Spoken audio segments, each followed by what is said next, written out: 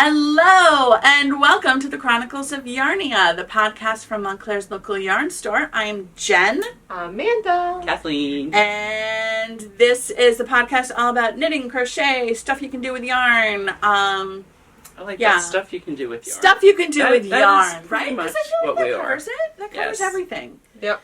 From the making of the yarn with the spinning to the collecting of the yarn. Collecting of the yarn, the stash. which is honestly what we all do anyway. Oh, Abby was rating our Maxi Moulin, which is the cross stitch thread, embroidery floss. Because she's going to camp and she needed a whole friendship bracelet stash. Yes. What a good idea. She's taking like 20 colors to camp. Very fun. That is awesome. Also stuff you can do with yarn. Yeah. I only knew how to do one pattern, really. Well, I guess I could do two patterns. I could do the slanty one, which would be the half hitch, the diagonal, and then I could do the chevrons. But like, I had friends who were hardcore and knew how to do all these things. Abby does some pretty good ones.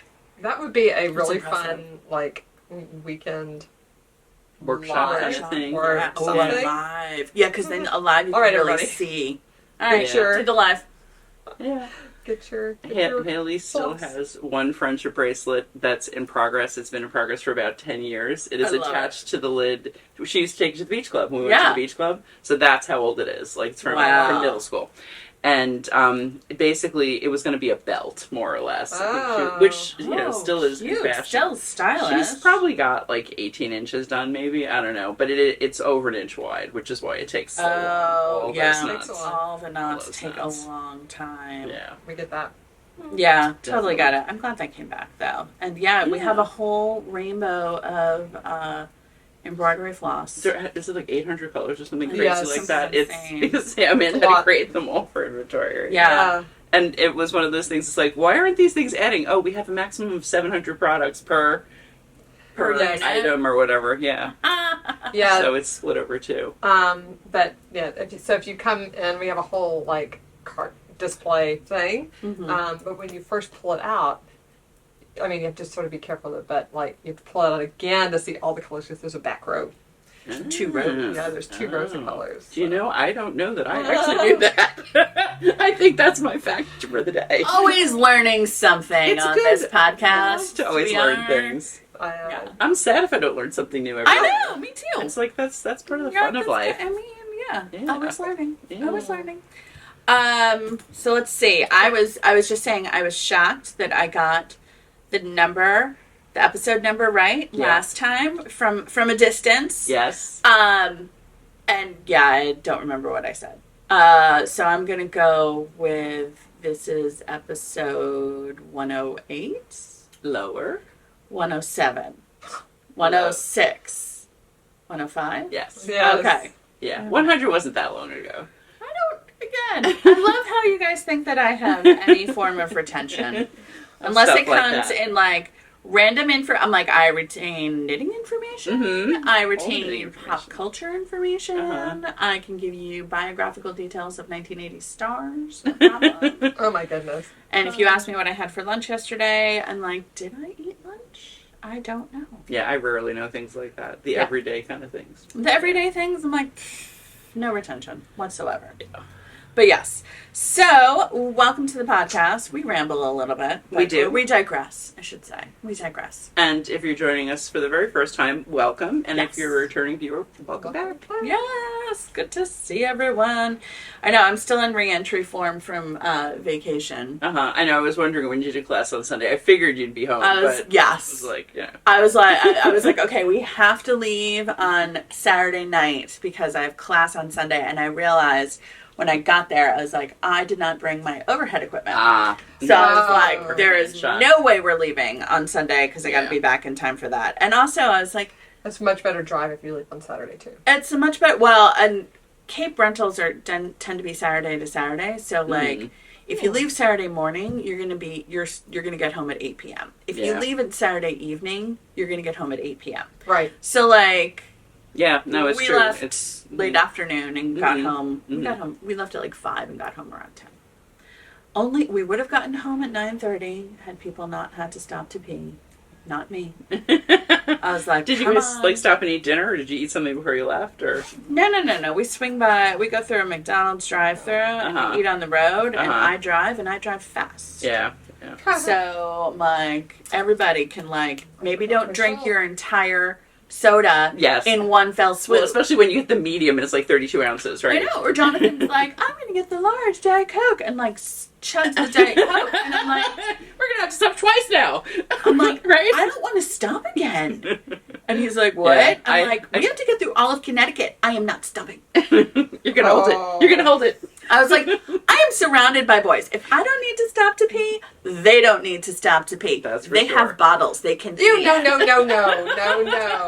this is the thing. None of them will do that. No. They're all like, ew. And I'm like, what? You could do it. It's easy. No. And also, like, the point of being out in nature, I'm like, at one point we were outside, and Ollie came up from the pond swimming, and he's like, I have to pee. And I was like, hey, what child You just came out of a giant pond. What child does not already go in the giant body of water? And it's like, it's not a small pond. It's a big lake. Yeah, exactly. I'm like, and B, pee in the woods. Go pee in the woods. You don't have to go dripping through the house, right? He's like, I have to wash my hands. And I was like, so he's learned that well. That's a good thing. I'm like, I appreciate your commitment to hygiene, but I also... You're swimming in a pond. You're swimming in a pond. Yeah. There's a turtle over there. Do you think the turtle's getting up to pee? And washing his hands. Or washing his hands? Absolutely not. Do you think any of the other swimmers who are out on like the way other side of the pond are No. But I'm like, again, I'm like, I appreciate my hygienic children. Hey, you trained them well. Right. Well. Not that they brush their teeth for 3 days. But like, but they won't pee in a pond. Or the ocean. Dang. I'm like, gosh. What do you think the sharks are doing? Oh, no. Or the all seals. Of the other sea life. All of the sea life. I'm like, oh my gosh. I need to get up to get a tissue. It's funny, I noticed in the last podcast, I was so puffy. It's just allergies. Allergies are definitely bad this year. I'm a little bit better than last week, but I'm still feeling very, like, I'm about to drip. Let's see. Well, what's going on? Yeah, what is going on around town? I feel like I'm super out of the loop. Oh, well, Everyone's gone. right now in Watchung Plaza, so that's the area of Montclair that we are in. We're in Watchung Plaza area. We're on Watchung Ave. The plaza, I guess, is like the little loop-de-loop. Yeah, I think the plaza is officially the loop-de-loop, but we're by in the train station. We're in the buildings that make part of the loop-de-loop. Yeah. So they have a little game this summer that's hosted by Watchung Booksellers, which is an independent bookstore just across the parking lot back there. And it's a fun Where's Waldo game. So cute. Yeah, so it started on July 1st. Abby and Eric are both doing it. They were here helping me last weekend. And basically, you go to the library, the kids, you get a passport, and... The bookstore. Yes, The bookstore. The bookstore. And there's like 25-ish, 22-ish. Yeah, it's a big grid. Yeah, on a grid, and you go to each store and you have to find Waldo. So there's a little Waldo that's hidden. I have moved him. Oh, you did? He's not in the same spot as he was last week. So you find Waldo, and then the store clerk will give you a stamp or Initial or whatever. Show that you were there. Yep, but it's a great way to learn So more about cute. the stores in the Watchung Plaza area, Mm-hmm. right? Because We had two moms that came in with kids yesterday. They were like, I didn't know you were here. You're right. I used to crochet. I used to knit. Oh, Like, I love come on it. back. yeah, She's like, yep, when the kids are back in September, I will be here. Yeah. it's great. Yeah, because I mean, we've got some great clothing stores, restaurants, Yeah. a couple of nail salons, the flower store, the Mhm. barber shops, right? Like all of them. It's are such a hopping participating. area. It Yeah. really is. So- There's everything you need. And Or the Watchung- hardware store. and the hardware- Yeah. oh, The I pie love store, the hardware tea store. Yeah, they're all on the grid. So if you're local and have a child you can procure to play the game, Mm-hmm. your own or someone else's, if We you don't. we did have one adult actually. Oh, She yeah? was very cute. Oh wow! That's Came with her awesome. husband. They just moved to the area, and I don't remember who it was that was gonna check them off. She's like, well, is there a kid that's looking for Waldo? Nope, it's me. I love it. So I don't know that they're limiting it by age. So I think like 99% of the participants are kids. I would odds are. Well, and the other thing is that Watchung Booksellers is going to be opening a kids only branch just two doors down. So exciting! That is amazing. So happy for them. Yeah. And they're such a great bookstore, and their kids section is, I mean, I was going to say it's small, but it used to be small, and now it's going to be a whole store. It's going to be a whole store. They run a ton of events. That's a newsletter that's totally worth signing up for. Oh, absolutely! Yeah, if you were at all local in the North Jersey area, because you know, like reading at all, they have a lot of author events. Yeah. And they have great authors come. I think they had Ellen Hildebrand come, among other things. They get really great authors, and they do really great events. They're just amazing. I'll put the link below to Watchung Booksellers, and you can go check out about Waldo. Oh, and actually, I'll just quickly show one other thing we're doing with them. We're partnering with them. Yes. Because of Knitted Wit. This year, we're doing Knitted Wit's Her Story collection. So we talked to them and to Watchung Booksellers because it's all based around authors that, Knitted Wit is like, you should know more about these ladies. And there's a color every month. This month's color is called Take a Hint. Oh, it's so pretty. Isn't that beautiful? And the author, I thought at first they were highlighting books. They're actually highlighting authors. So it's really any author, any book by the author of the month is the one, we can focus on. But we talked to Watchung Booksellers and said, hey, we've got this thing. Would you like to partner? They're like, of course. Yeah. So we've got a little display here in our store. I do a little poster every month talking about the author. Yep. And there's a little QR code. You can, order their book here at Yarnia. You can order our yarn there at Watchung Booksellers. Yep. Pretty fun. And so there's a skein there. There's a book here. Very, very fun. They're such great neighborhood partners. They're really good. They're really a true local bookstore, neighborhood bookstore. Absolutely. Yeah. Mm-hmm. So this month's author is Talia Hibbert, and we have her book Highly Suspicious and Unfairly Cute here. But that one, which is more like a YA. Yes. Yeah. This is based on the color name is based on her Brown Sister series, and the title that inspired the color is Take a Hint, Dawn Brown. Wow, nice. So yeah, I love it. I love the Watchung Booksellers. Margot and Maddie, Maddie is Margot's daughter, are absolutely fantastic, and a good friend of mine works there. So if you go in, say hi to them all. They're all lovely people. They are, and so knowledgeable. Definitely, always happy with recommendations. And they are fantastic with recommendations. I've had on my to-dos for Yarnia, so I have you've seen my bullet journals and very long ago episodes. I always have to-do lists, but one is to do staff recommendations here, the way that they do staff recommendations. Yes, like a little shelf talker. We should do it. Well, we should do it by the season. Kind of, So that's a good thing for fall. Let's definitely put them in, really not just great ideas for the future. Let's do that for the fall. I love that. It's been on my list for 4 years. Well, I'm glad you mentioned it though, because now more of us know, and maybe if somebody else has got time. It's a way to hand sell our favorite yarns and basically share the love. Yeah. Right. Love it. I love it. I'm trying to write that legibly in the to follow up section of my little sheet here. Shelf talker, staff favorites. There we go. So we should probably get started. Is there anything else going on? Well, what I'm working on is what's going on, but it'll be almost done by the time that this podcast comes out. That's true. And actually, one other thing that's happening that I did put in our story last week, they are finally repaving the parking lot behind the store. Yeah, that's what's going on. So right now you have to drive very carefully because they milled it last Thursday. It originally said it was going to be closed Thursday and Friday, and I thought, great, mill Thursday, pave Friday. Yeah. No. Mill Thursday, pave someday this week, we think. Originally, there were signs on Watchung last Friday. There were signs saying it was going to be closed every day this week. They were gone over the weekend. So, and that's got to do with the paving, though, too. So now, I don't even know that it's happening this weekend. So if you're coming, at in the some next point little it'll bit, get paint. At some point it'll be beautiful and 1,000% better than it was because it was pretty awful. It was pretty bad. There were no visible lines and people parked all kinds of weird ways and had to dodge the potholes.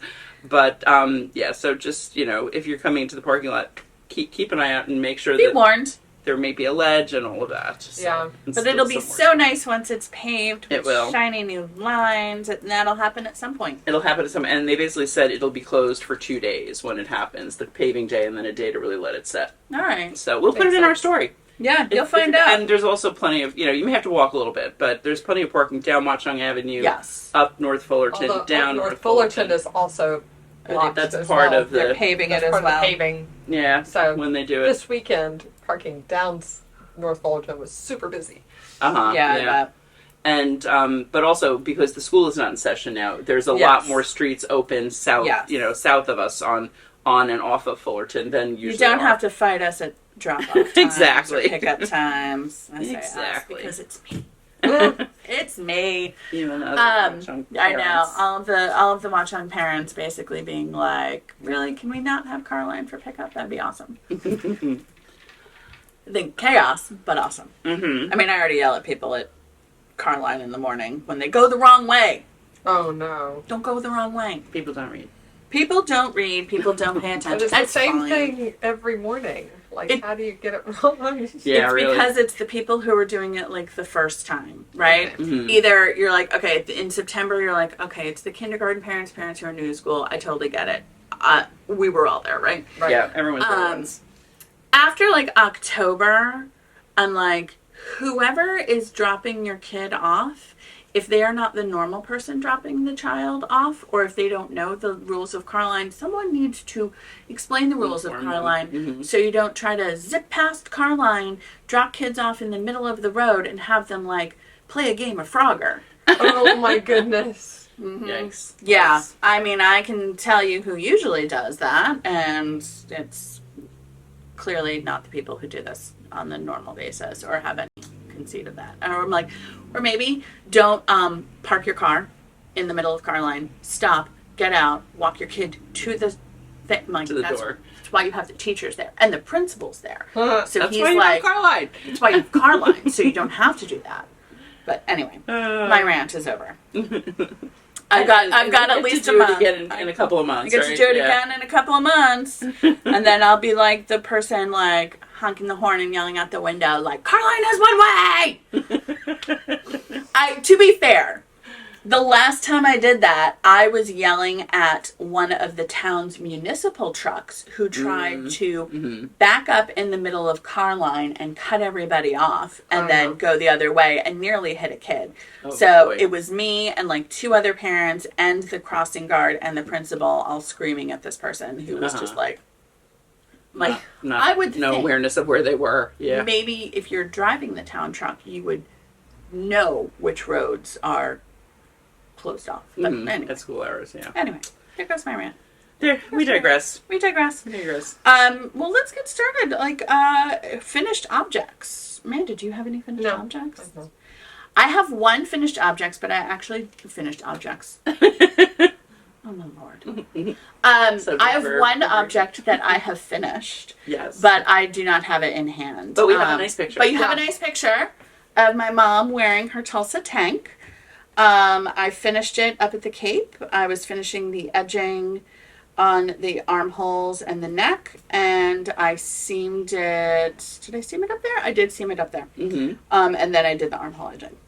So what did you end up doing with your neckline? With my neckline, and the armhole edging. Okay. I don't love a raw edge, and I don't love the pick up and immediately bind off look. I get it; it's a look. It's just not my favorite. I liked it on the armholes. It was fine on the armholes. It laid flat for me, so I left it. I didn't mess with that. Yeah. So what I did on all of the edging is I picked up stitches all the way around, and then I cast on 1 stitch with backwards loop.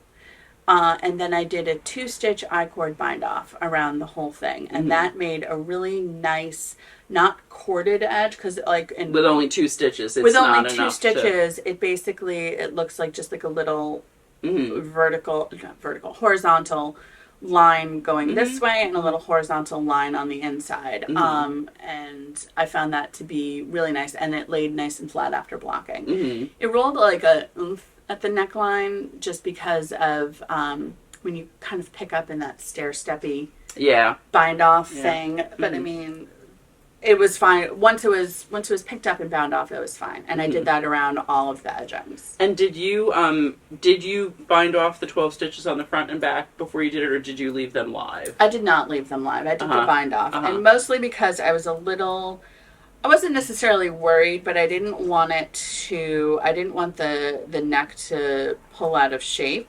And I wasn't sure if I was going to do the I-cord bind off as an edging before doing that. So, like, an I-cord bind off, I think, gives enough structure that you could leave them live.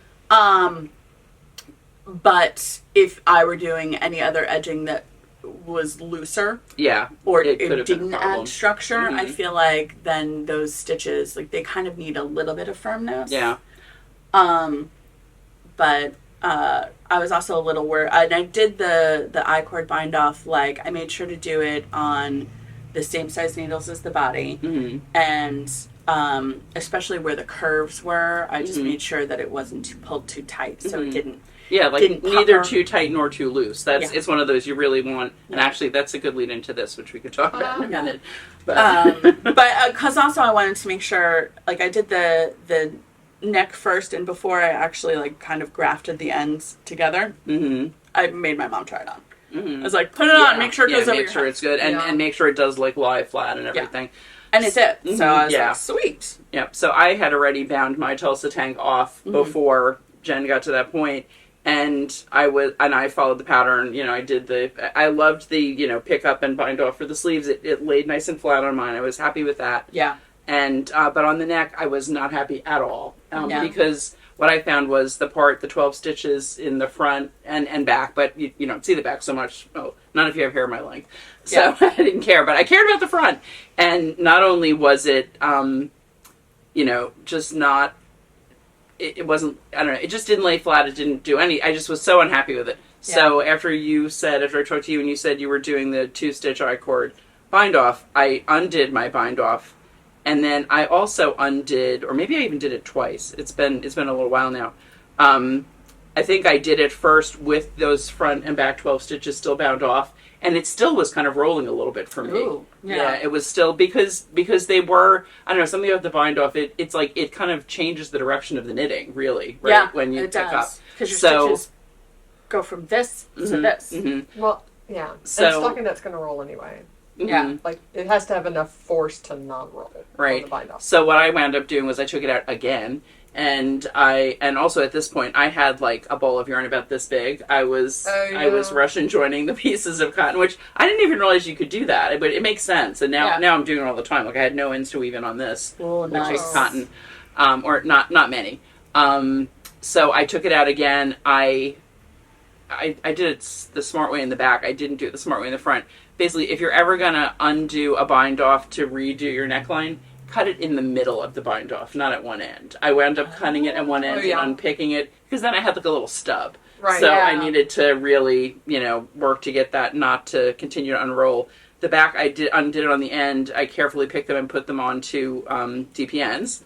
One of my 5 approved uses of DPNs. I was going to say, one of your few. Exactly. And then I did the 2-stitch I-cord bind off all the way around. Yeah. And it looks so much better. It really does. But for me, not having those stitches be bound off made a big difference in the smoothness of the neck edge. And the flippy. In the non-flippy aspect. The non-flippy. Yes. Yeah. I mean, I think you always need some kind of structure at the neckline. But a 2-stitch I-cord. A 2-stitch I-cord is enough structure. With a non-stretchy yarn. Yes. Yeah. I agree. I think that's, and I mean, like, is it a more fiddly way to do an edging? Yes, but it looks really nice. It looks really nice. Right. It looks really nice. Yeah. So I may actually buy another skein of that yarn too, or see if anybody who did the same color as me has a little bit extra, and undo it and just do it with one continuous piece of yarn. Yeah. Because however many, I guess I used 4, but like I used every inch of 4. Wow. I had nothing. I undid my swatch. Yeah.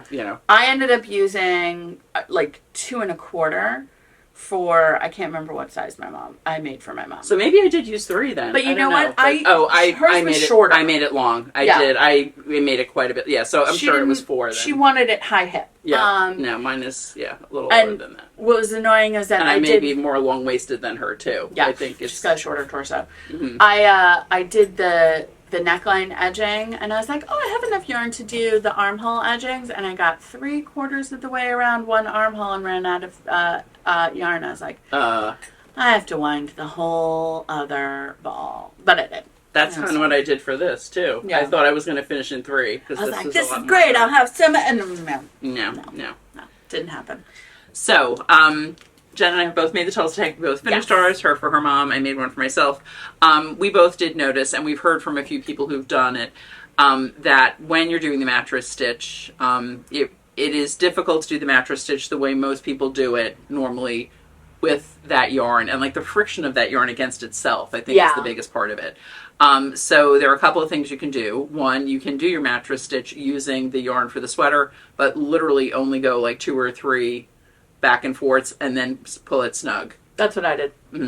That's what I did after I broke it twice. And don't pull hard. You can. Yeah, you just want to close up the seam. It doesn't need to be. The other thing, which honestly, if it hadn't been like 11 o'clock at night when I was doing mine, and I wasn't lazy and wanting to just finish sitting on the couch, I would have gone and gotten another yarn that matched in color pretty well. Yeah. It's just the seam in the garment. I would have used a superwash yarn. I would have been fine. You can use anything. Embroidery floss, which was your other suggestion, was a great one because it is cotton. As we talked about earlier, we have it here in a million colors. So no matter what. There's going to be something that matches. Yeah, there's going to be something that works with it. And if you do mattress stitch right, you don't ever see the seam. Yeah, you don't really see the seam. So you just want it to not like high contrast. Yeah, I wouldn't use red on a white sweater. Right. Again, as we talked about earlier. You don't necessarily want anything bleeding. You don't want to have a little pink seam there. I've done it. I've absolutely done like superwash wool. I've done fingering weight. I've done crochet cotton. You could even just do because it's like a bulky. It's at least an Aran weight cotton. It's substantial. I would even use like a superwash worsted, honestly. Like that's one thing I have a lot of sitting around. But if you're having trouble at all, don't hesitate to substitute another yarn just for those seams. Yeah. And your shoulder is 3 needle bind off, so you're doing that in your yarn anyway. Yeah. Literally, it's just the side seams. It's literally just the side seams, but you can do, and I did do the yarn itself, but don't go more than like 2 or 3, and then very zip short, and then 2 another 2, and then zip it gently. Gently, yeah. But yeah, if you're struggling, use a different yarn. For sure. Yeah. So that's a tip. There you go. On your Tulsa. All right, and any cotton sweaters. So that's my finished object. Cool. So so I keep pointing to and talking about this thing, and I haven't said what it is yet. Let's talk about it. So this is the Pyramid. It's Pyramid by Minimi Knit Design. It's so cute. Thank you. Made in Juniper Moon Nev, which has been discontinued for at least 2 years now. Yeah, maybe even longer. It's a great yarn. Such a nice yarn. It really is. Maybe they'll bring it back. We can hope, right? We can hope. So this, I made the 52-inch bust size, and I used 3 and like a fifth, or not a fifth, and like I should love that. You're like a yard, a gram, couple of grams. And this has not been blocked yet because it's still been a lot of thunderstorms here, very damp, so nothing's drying. Rain. And it's so new. I didn't want to throw it in the dryer yet. Though, I know it looks really nice. It is because it's a chain net construction. It really it knits more like an animal fiber than a plant fiber. I feel like agreed. But it's really fun. I said this I think last time when I had first cast it on. It has aspects of a couple of different designs that I really like. It kind of is reminiscent of the Carbeth with this diagonal line here. Yeah. The sleeves are stockinette. The body is reverse stockinette with a little chain detail down the front, very much like the Weekender. Yeah. So and it also has broken ribbing for the cuffs and the bottom. That. It's got a lot of really nice details. It does. I would definitely make this again. Mm-hmm. And that's something for a worsted. Yeah. Right? DK to worsted. Yeah, I forget exactly what the gauge was on it. In fact, yeah, actually, I didn't even bring that pattern in my packing this morning. But I like that. That nub is super drapey. Yeah, and so given that I made the size I did with like barely over 3 skeins, we definitely have sweater quantities if you want to do something like this in probably at least a dozen. Yeah, so this is my second summer sweater. Yay! I was trying to do 4. I had 4 in my kind of mental queue. And I added one recently. What's the one that you added? Another rocket tee using the LRA Denim DK because that is also now discontinued. Yeah. We can't get it. Well, maybe we should check and see if we can. It's not on the KFI website anymore for us to order, but if they have any left, we actually might want to order a little bit more. That's a good yarn. Because it's such a nice yarn. Was it the last episode I wore the rocket tee? I think it might have been. I think right? so. When I don't know. I didn't write it. I don't think so. I didn't put that down. Maybe it was at Knit Night then. I was wearing it and people were talking about it, and it's such a wearable shape, and one thing that's fun about it is it's striped, right? And you can stripe it with whatever. And I would, I don't do mohair. I can't do mohair anyway, so I wouldn't do that. But for a summer sweater, I striped the LRA Denim DK with Kakagori, which is one of Nora's summer yarns, and that came out really nice. But I've always thought that it would be fun to stripe 2 colors of the LRA Denim DK. Yeah, that would be really pretty. And so that's what I'm finally doing. Excellent. So that'll be. It's not even. I bought the yarn already. But it's at home. It's not here. It's a whip to be. Which color are you doing? Marigold, which is like it's close to Yarnia orange. It's a little bit yellower than Yarnia orange, but it's in that like goldy orange wheelhouse. And then the cream.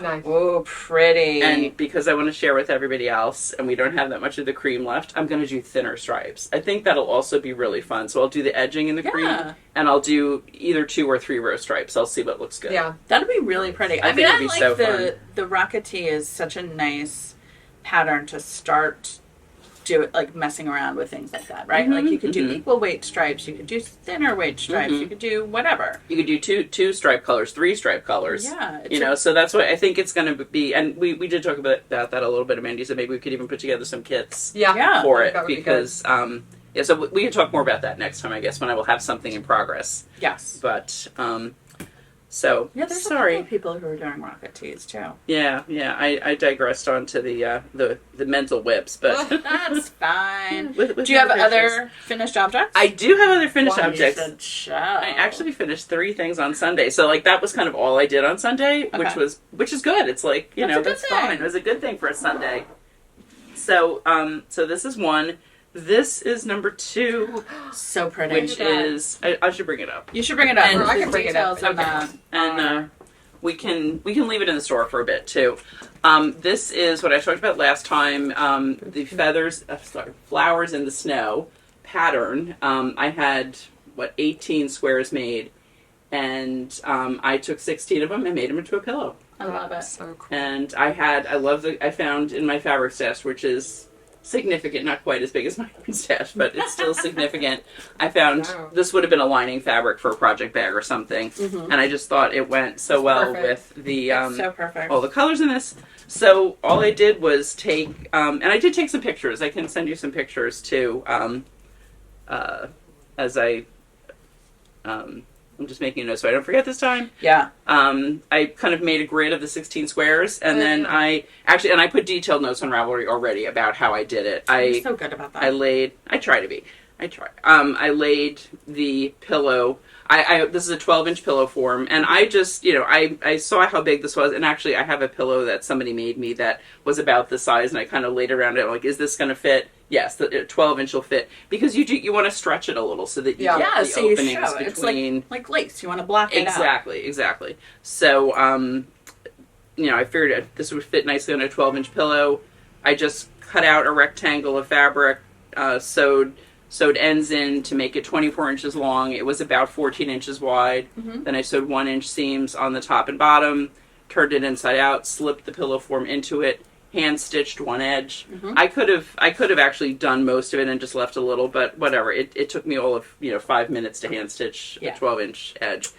And then I placed the pillow form, the covered pillow form onto the joined squares on an angle, and I flipped the middles in, and I stitched them the way one of the traditional ways to join granny squares, which is you chain however many chain spaces you have, you chain that many, you join your 2 points, you chain again, so this was like 8 chain together, 3 chain together, another 8 chain together, and so on. So you get the nice lacy kind of like petally open. Yeah, and it joins it kind of invisibly. It just kind of blends in with the rest of the thing. It totally does.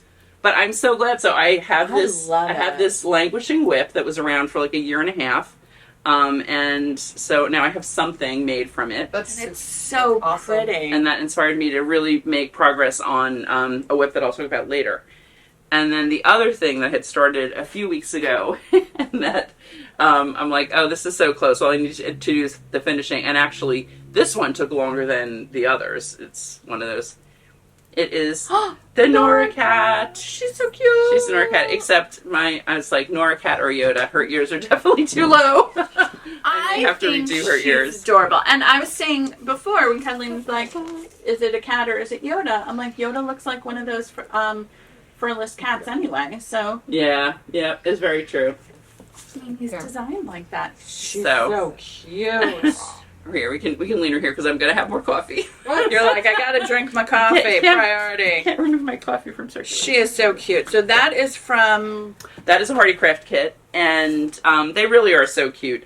One of the reasons that she looks a little different from the picture is, like with cooking, people always tell you, always follow the recipes the way it's written the first time, and then make changes. That's usually a good idea.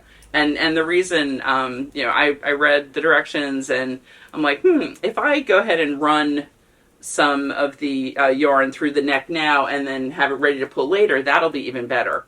Except it wasn't, and partly it was because of how I did it. I did it under and over a full stitch. I should have done it under and over the legs. If I had done it under and over the legs, it would have actually been an improvement and a time saver. To do it in advance, but because of the way I did it, it actually doesn't look great. So I may take that out and just redo it. I can do that even after it's done. Yeah. And the other thing was about the positioning of the ears. Whoops! There she goes. At least she didn't jump off the whole table. I'm almost done with my coffee.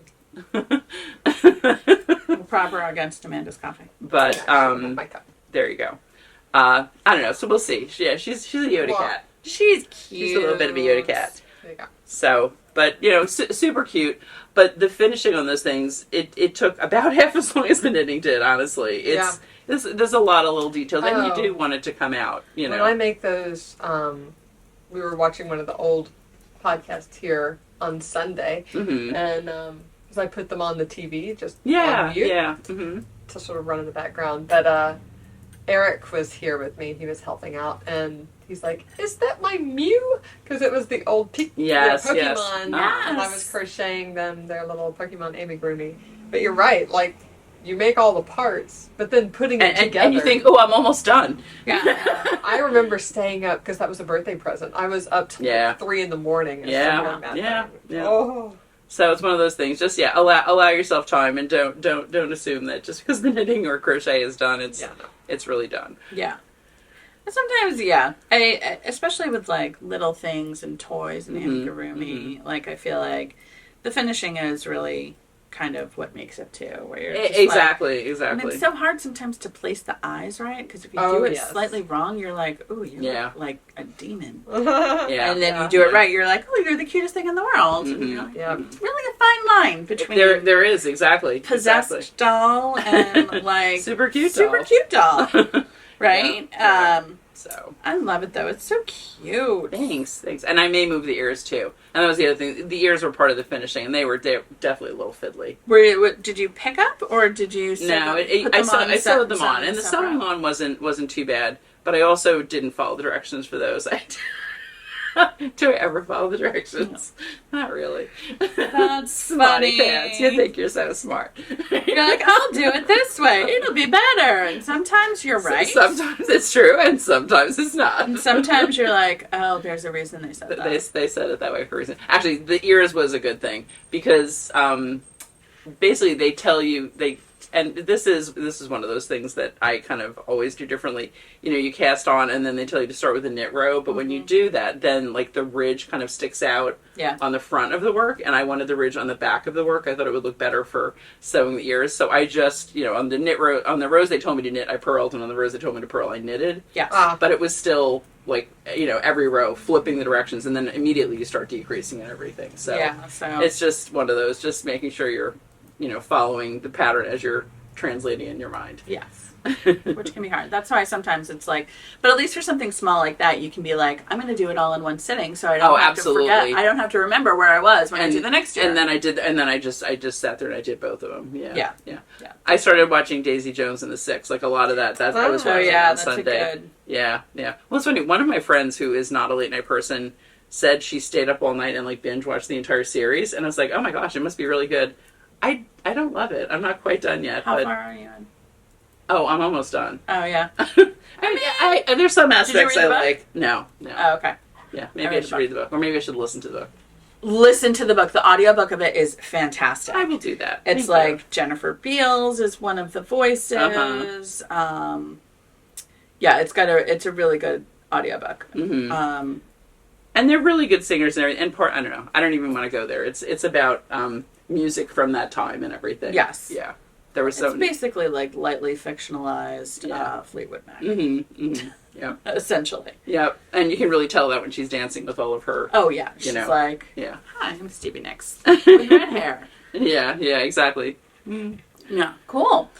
So that's it for finished objects, I think. That's your finished objects. That's a lot. That is a lot. I'm glad I got them done. So my whips are kind of skimpy, but that's okay. All right, why don't you go to whips? No, why doesn't somebody else go? Okay. I've been talking for a long time. All right, Amanda whips. All right, that's all I have is whips. First, I've been on Sunday here at the store. We had a cast-on party for Knitty Natty's Sock Week.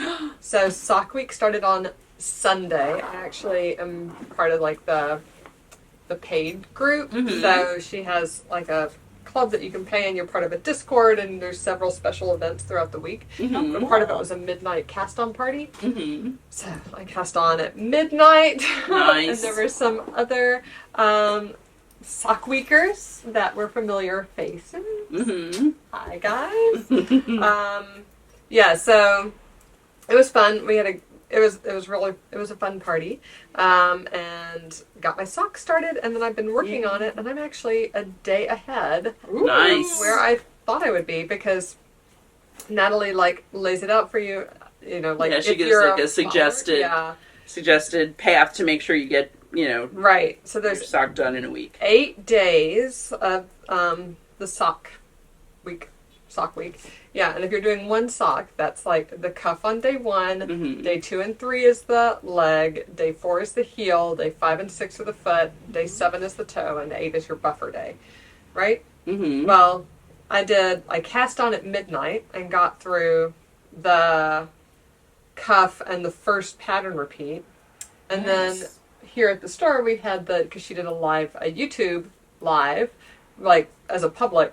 You know, that was not paid. Anybody can mm-hmm. join, and it's still on YouTube. I'll link it down below if you want to join in, or if you want to watch it and start your socks. Although, by the time this comes out, the last day is tomorrow, so you'd have to be pretty speedy with your socks. Yeah. But some people have finished a sock in a day. Haley did a shorty, I think. I think it was last summer. She finished one by the end of 24 hours. Yes, so it is possible. But also, she knows to stay. She has no trouble staying up very late. Yes, youth. The youth. So I finished like 3 pattern repeats all on Sunday, because I also worked on it at the kickoff here at the store. So then yesterday I finished the rest of the leg, and today I'm doing the heel, but it's only day 3 and I'm already on the heel. I'm going to finish the heel because I just finished the heel mm-hmm. flap sitting here, and I don't know how to turn it, like the exact stitch counts, mm-hmm. so I'm going to have to wait.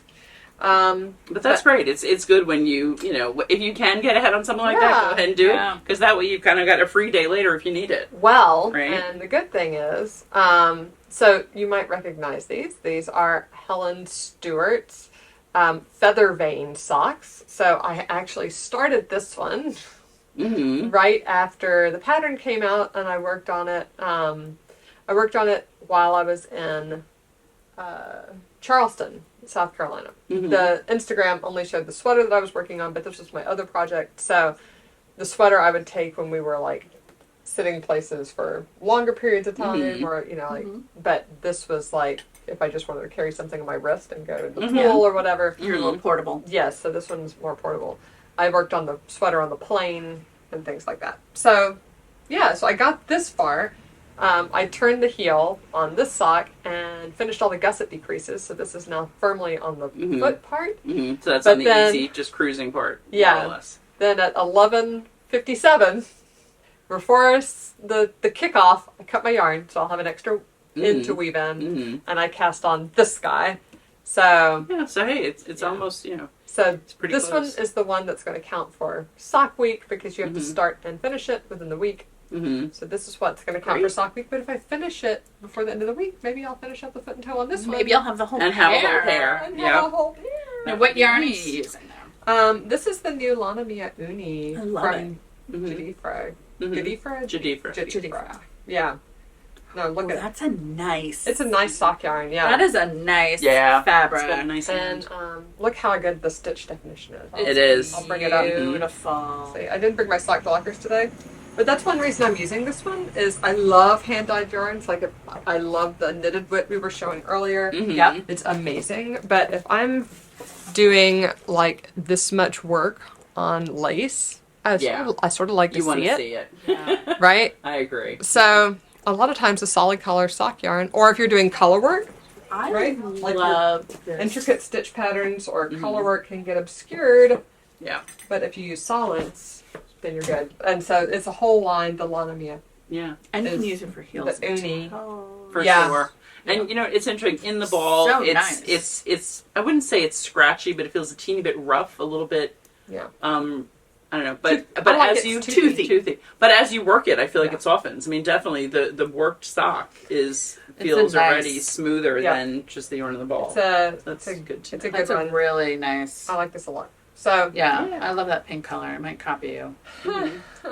And I don't know if we have any more colors of that coming in. We've got what, I 9 don't so think so. far. I think that's So it's pretty good it's- rainbow. It is Yeah, a pretty good yeah. rainbow. I'll put It's a pretty little bright too. Picture in Nice. here Some of good our neutrals. Lana Mia Uni rainbow on the shelf. The one Yeah. thing we might add, if they have it, is a white, like a white or a cream. Yeah, I think they didn't have a white. Maybe they didn't. Yeah, because Yeah. I remember I when we remember, picked why that. don't you I have a think white? we got everything that kind of contrasted. I think they had multiple like medium grays, so we got a maybe medium so. gray thing Yeah. like But they have it's a good chunk of neutrals and some bright and colors. some bright pops. Yeah, like the Yeah. pink. We got the pink. We got a gold. We got a coral, a Pretty purple, coral. teal. This might Yeah. make another appearance in the Helen Stewart Society socks this year. We shall see. I really want some neutral socks. Neutral lacy socks. It's a good But idea. Yeah. I did hot pink, mainly for y'all. I Oh, mean, I feel like hot pink could be a neutral. that's what Shayla says. Black You magic. You can wear it with anything. Yeah. Not in Amanda For sure. land. And actually, Professor Pearl too. I was watching one of her Yes. podcasts the other day. She's such a sweetie. Neutral. Yeah. So, It oh, is. and see, look, I got the You got the stolen mermaid bag. stitches mermaid bag. Yeah. So cute. I love So- their bags. That's one of the ones I almost always Stolen have with me. minutes. My stolen minutes. Stolen minutes, yeah. Yeah. This She is- makes their bags are really nicely made. But this is from Sock Week this Mhm. year, and it's got knitting mermaids So cute. Love it. who have look at them. That she's knitting a tail sweater Knitting a tail cover. Yeah, so cute. That's so And then- Cable cute. tail cover. and then sharks in Argyle sweaters. I love it. Very sweet. So anyway, I'm really having fun with this, and I'm surprising myself how fast I'm getting through it. Yeah, I'm impressed. Let's see. What else did I bring? I think I only brought. Did I only bring one other whip? I might have. I was sort of in a rush this morning. So I only brought one other whip because that's really all I've been working on. Mhm. Oh, I didn't bring, which I'll bring next time. I didn't bring my autumn court, which I have made a lot of progress on. Mhm. I'm about 3/4 of an inch from starting the next band of color work. Ooh, nice. Cool. So, but there's not much to report. It's just more green stockinette. Yeah. So you're like, Unless you already saw. I've done stockinette for a while. Yes. much. Yeah. But I did do the side decreases, so I'll show that next time Mhm. with Cool. the band, the waist shaping, which I think I'm going to really enjoy that. I've made good use of my pearl strings. Mhm. Mhm. But the other thing I took to South Carolina is my Gib II. Nice. So this is my man sweater that I'm working on right now, one of the two. This is for my partner. This is going to be his Rhinebeck sweater. And I finished the stitch pattern. Yay! So right now I'm just doing nice 1x1 rib. It was supposed to be 2x2 rib, but I cast on tubular 1x1 rib and didn't realize until I'd already finished the collar that it was supposed to be 2x2, but I did 1x1. So now it's one. So just as long as they match, that's what counts. Yep, it's all going to be 1x1. I like the 1x1 with the stitch pattern. Yeah, I do too. Have to take a nap. I mean, I understand why you could do 2x2, but like I actually think 1x1 goes into the pattern really nicely. I do too. I'm not fussed with it. I Give think her a it little looks- blankie. Oh, Nora. tuck her in. She's a little too small to rest her head on. So yeah, I love that. this one I'm super happy with. It's so nice, yeah. Finish up. Every time I see you do that, I'm like, maybe that is the one I should make for Jean. Oh. It's such a beautiful sweater. It's a really gorgeous is. sweater. Here, I'll. And what yarn is that? Oh, this is Northlight that's right. This is some Fibers. news. Yes. So this is in Northlight Fibers Atlantic. That's their worsted base. Sorry, it's really blowing out because this is a very dark spruce color. Yeah, that's a little bit more true to color. Anyway, but we've got news this week that Northlight Fibers is not making yarn anymore. Their mill is shutting down. The mill is shutting down, and they're going to concentrate on finished Home goods. home goods, Which are also excellent, by the way. I have Yeah. two of their blankets at home, and they are super soft. I won't let the children use them. Mhm. Yeah, no. They're Are not. are they woven? Are they woven? They are or- woven. Uh-huh. Yeah, they're woven, but it's like woven out of fingering, pretty much. Wow. Maybe a light sport. Mhm. So, and it's a wool alpaca blend. So they're super soft. They're just like butter. And those are my favorite blankets. Those are mommy's blankets. Mhm. We also have two of the Lopi blankets, Yeah. which I love. And that's Those are good for kids. that's too. the one. Yeah, those are great for kids. They're very durable. Mhm. And that's the one that Teddy is always like, my blanket. So that's his favorite is the Lopi blankets. Yeah, so I mean, we wish Northlight all the best. Their Then As there's they stuff, Laura. transition. Yeah. their stuff Yeah. is fantastic. We're still gonna miss have- their yarns, but We still have we still have some. some. We Yeah, we have quite a decent bit. quantities of. Yeah, Yeah, of the certain Water things. Street, which is the most amazing DK ever. I still have a sweater's quantity in my stash that, even though I destashed like Hoard. 2/3 of my Mhm. yarn, that one That one was not leaving. is not leaving. Not staying. Yeah, there are certain Yes. things that you don't And I give really, away. I really need to think about what I want to make with Mhm. that. Something special. Yes, I'm thinking a cardigan. I think we'd wear a cardigan, but like fitted something that I could wear, like to work and stuff. Like a But classic.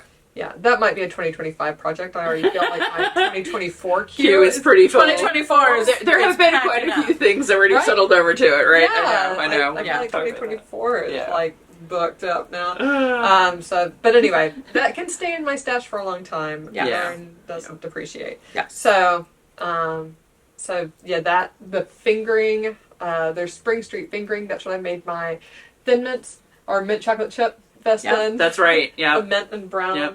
And I think we have like maybe one of the mint left, but we have a good choice of other colors. Oh yeah, too. there's several other colors. Yeah. We just had somebody place an order actually right after that They announcement were like, came out. "Oh my Yeah. god!" I suspect they were like, "Oh, I have to get this while I can." Yeah. Yeah. Yeah.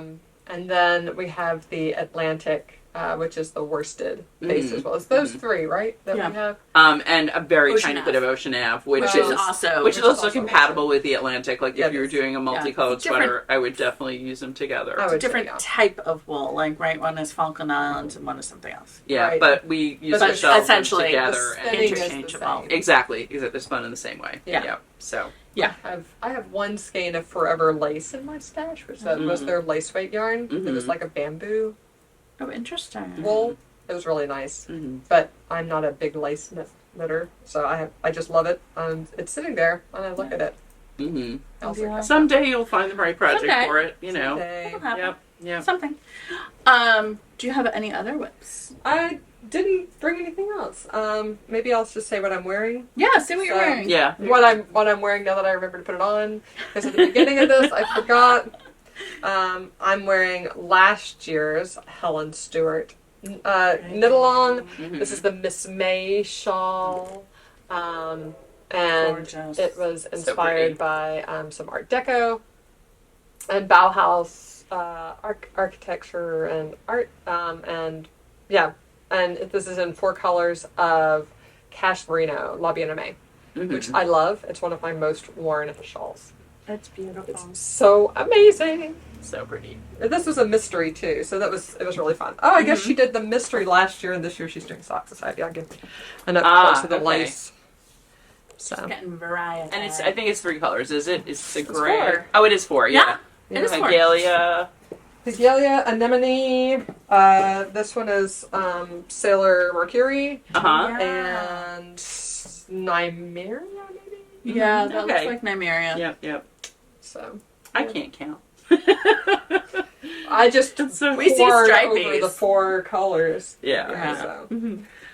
But that's what I brought. I brought Catherine's baby blanket, but I haven't made any progress on it. It's in my thing. I'll show you later. Okay. Oh, right. Okay, That's cool. right. All right, cool. What do you have, Jen? I brought basically the stuff that I brought up to the Cape. I did not do anything with the ranunculus that I'm going to be doing in Zoe, mostly because I was like, I have a class in fingering weight yarn that I need to get on. So I'll start with that. And this is my Wyethia, which is my summer sweater class. It is a bottom-up, boxy, drapey, fingering weight, although we're using a variety of weights and learning how to adapt. It's a really good sweater to adapt to gauge. So kind of like, I don't want to say like the tagline of the class, but basically like the through line for this one is not necessarily you must get gauge and follow the pattern exactly, but you're going to knit to measurements using your gauge. And this is a boxy sweater, so it's a really easy one to adapt to that because there's not a whole lot of shaping. There's not shaping. There's short rows at the shoulders. So I am through my lace pattern at the bottom, 2 repeats of the lace. You want to have Amanda bring it up? Yeah. So you can see how many repeats are there? How many repeats of the lace pattern? It's 16 stitch. No, I mean like, are you done with all the lace? No, I'm already done with all the lace. So you just do it twice. Sorry, I'm pulling your yarn. Well, I'm trying to stretch it out. There we go. There you go. And it makes a nice little scallopy edge. It kind of, the peaks and valleys naturally pull it up a little bit. Yeah. And it's a pretty straightforward lace, so it's also a really great pattern for if you're a beginner lace knitter. Oh, sorry, I strangled the poor little kitty. And I'm doing mine in the Airy Silk. And I am knitting my hair into it, which is why I was tangling before. And I'm doing, now that I'm in the stockinette portion, although I will say I was doing this in the lace portion too, I'm doing helical knitting to alternate my skeins because this is a natural dyed hand spun silk. So there's quite a bit of variation. And I can't necessarily tell the variation here, but it's one of those things where, like, if you don't do it, you'll see it. Exactly. Yeah. And, like, there's enough variables with natural dyeing. And I also tested out my swatch blocking it, and there was, in hot water, there was some dye runoff. Like, the water was pink. In cold water, I didn't see anything. But that's another reason to wash your swatch, folks, because it tests out absolutely what you're going to do. Color fastness and stuff. And that's actually, I think, to be expected with a plant dyed yarn, a natural dye yarn. And if it were problematic in any way, I think I'm still going to probably block it in warm water, and I'll just, like, by itself. Don't put it on your brand new white towel. Don't put it on your brand new white towel. Or, like, I'll either throw a little bit of vinegar in the rinse water, which, honestly, I wash. I do that with my regular wash anyway, because it gets rid of smelly boy smells. because they smell a lot. Vinegar is magical. Vinegar is magical. Mm-hmm. And then if it's really a problem, so apparently it's called Wyethia, but it's like Snedroningen, where I can't pronounce it. You said Snedroningen. You just I said did. that. It's but like the one time in the last 200 times I've said it correctly. It took us like at least 6 podcast episodes. 6 podcasts and like a speaker of Swedish to help us, or I don't know what she speaks. Finnish? I think it's Swedish. Swedish? Scandinavian. Somebody who's familiar with Scandinavian languages in order to get me to say Snedroningen, right? I did it twice. Did it again. Twice. Well, it's one of those things. Once you get the flow of it, it's almost like a little song, right? Yeah. It's like, which means Snow Queen. Yeah, so this, the silk, like if it's really a problem, if there's a little bit of dye runoff, I use Shout color catchers. Anytime I'm doing anything color work, especially if there's a red or a green, just because I've been burned before. I'll tell you about this too. With teals too. Played with that. You can take the Shout color catcher sheets and cut them up. Or rip them. And you can reuse them several times, which is also handy because I'm cheap. And I also wash all of the boys' clothes. I don't sort their colors. They don't. Do you use them in all your laundry? No, I use them like Max has a pair of dark red socks that will occasionally tinge things. So like when everything comes out pale pink. When he's wearing the dark red socks, my I bed throw them sheets in. are pale pink right now. I only I tend to use them in things that I know that are mixed. Like if I'm washing like workout clothes or something like that and I have a red workout top, then I'll throw the color catcher in. And if you do dye your laundry pink, Rit dye remover is really amazing good. to get your sheets white again, to get your polo shirts white again. It'll get it white. White socks. Get white socks to be white again. Yes. Yeah. I have to do that on one of my towels I washed with the red workout top, and now it's pink. Get all of the dyed stuff together and just do it one big dye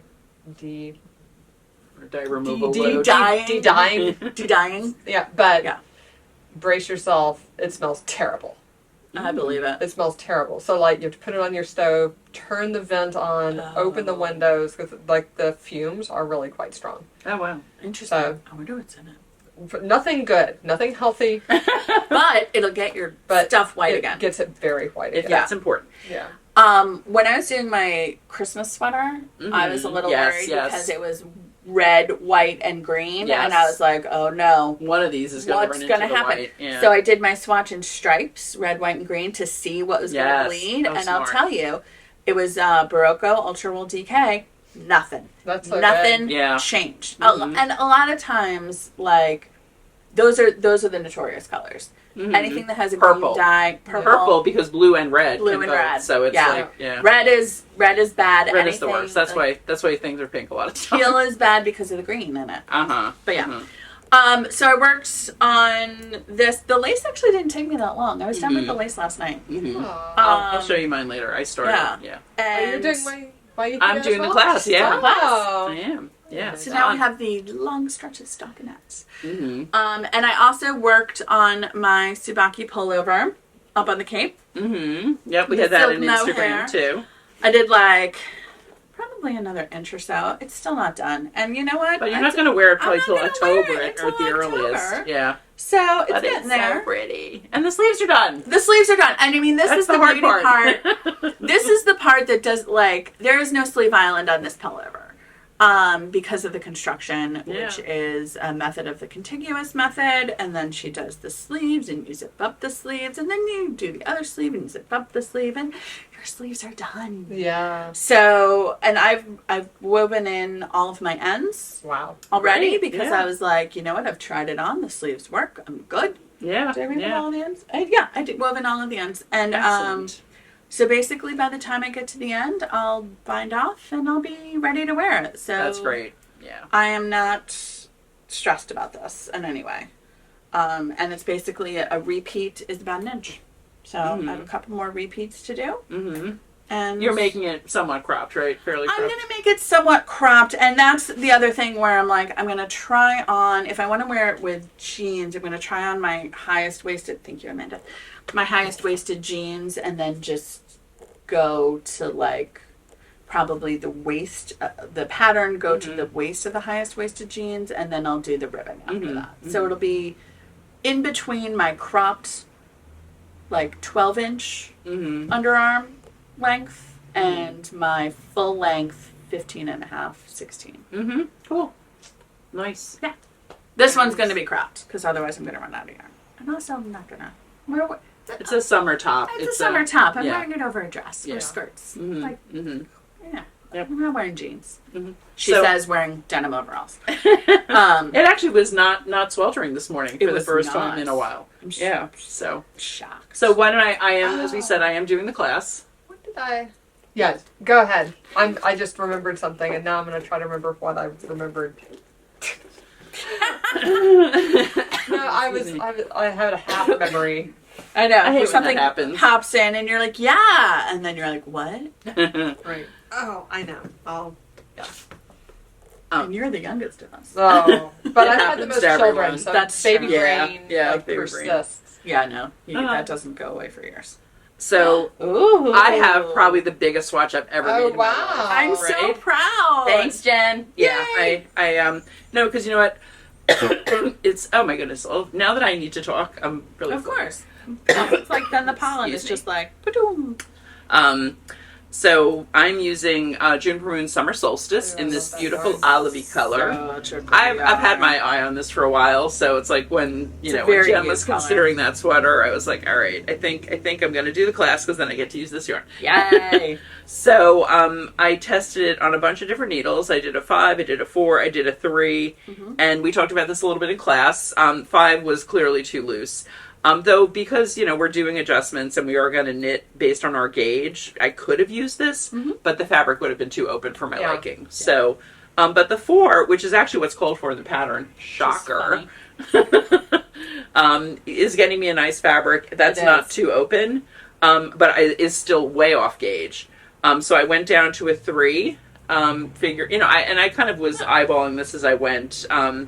The 3, because it was not as comfortable to work, actually is resulting in a bigger stitch gauge. Oh yeah, I had a similar which happens. And I think there was at least one other person in the class too, who it's like if you're there's a certain the width of the yarn is going to be part of it, right? Like whatever the width of the yarn is, that you've got to accommodate that in your stitch gauge. But if you're working something that is not as comfortable, you're not going to be working kind of a normal even tension. Yeah. So anyway, I kind of had decided to go with the 4 for my body. And then, as Jen suggested in class, like, you know what, I've got this nice big swatch. Let me go ahead and play with the lace a little bit. Yeah. And I did this kind of method with somebody here in the store yesterday, too. She was coming back to knitting after 30 years. Oh, wow. And is having her first grandchild, so she wanted to make a baby blanket. Oh. Also, I was telling Jean yesterday, I was like, I think 20% of our first-time customers, that is the story. Yeah. Yeah. It really is. A solid, which is so great. It's like, we love to be able to help people with things like that. So she was here for a good long time yesterday. We picked out a blanket. She showed me an inspo picture. We picked out a blanket. And then basically, I worked her through a miniature of the blanket so that she would understand the whole technique. And then, of course, she left without the picture. She left without my sketch. But she was well on her way. Yeah. And it had a border, and then it had like an interior border. And then she was about to start the pattern. And she was here for like an hour and 15 minutes. And she's like, oh my God, my husband's been waiting for me all this time, whatever.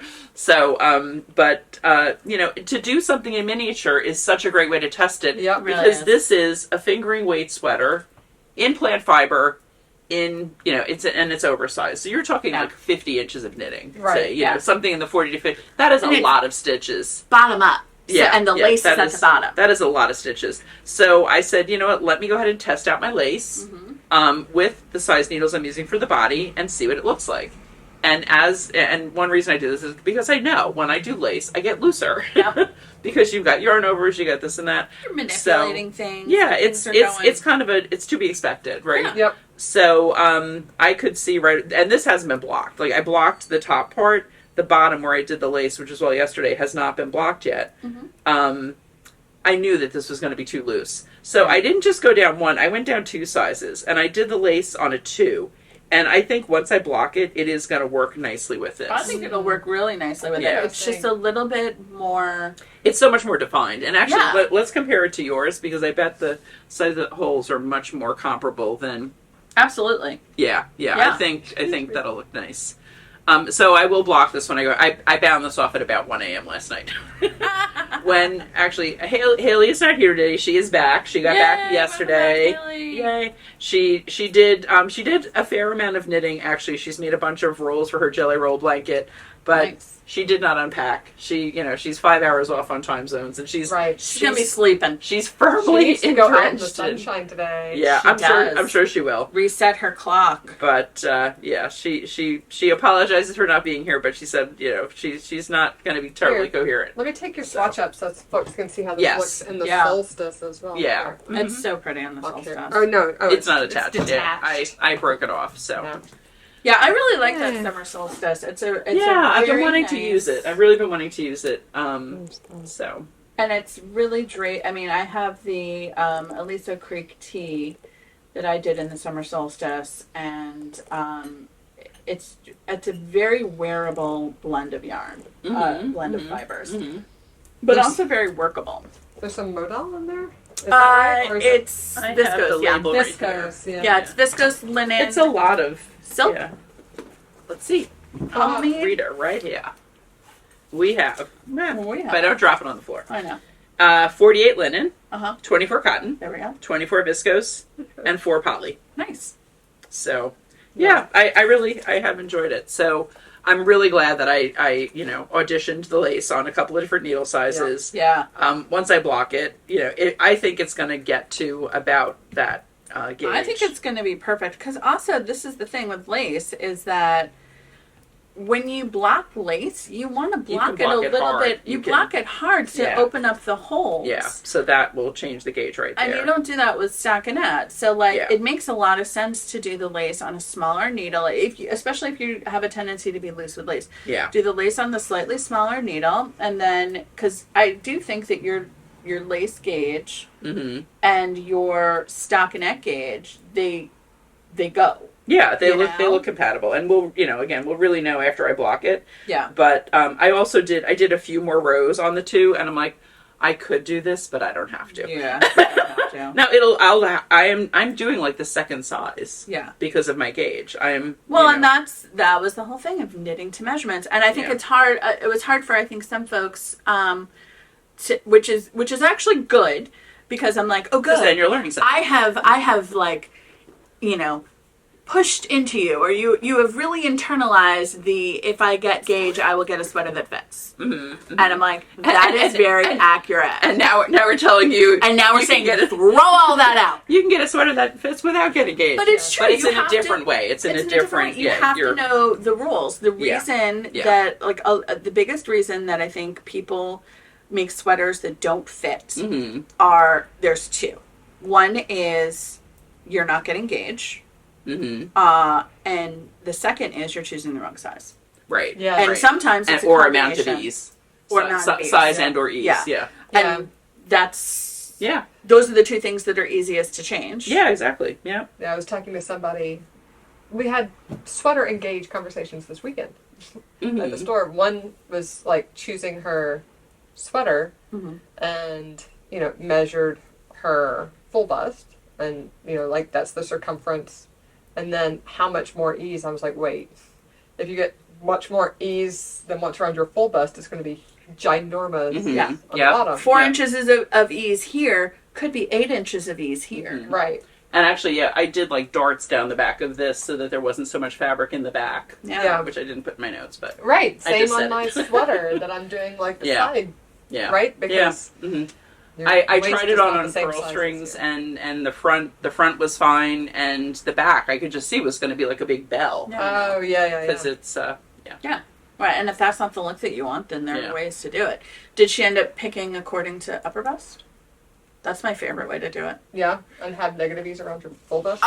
Or negative, or just less. So if you're picking something that's a standard fitting sweater, and you're busty, A standard fitting being between like 2 to 4 inches of ease. Ease being the amount, like your garment is bigger than, you have to fit inside your garment. So your body measurement plus 2 to 4 inches is your finished measurement of your sweater, right? So you can have a sweater with 0 ease or negative ease. 0 ease being your exactly the same. Exactly the same as your bust. You can only have this in knitted garments. So like you like a close fitting. Right. Like this is a negative ease garment. If I took this off, it would be. It doesn't measure the same as your body. My, it measures less than your body. Right. So when you full body con. When you have close fitting garments, you want 0 to negative ease. But when you have like a standard fit garment, it's like 2 to 4 inches usually. And oftentimes patterns will tell you.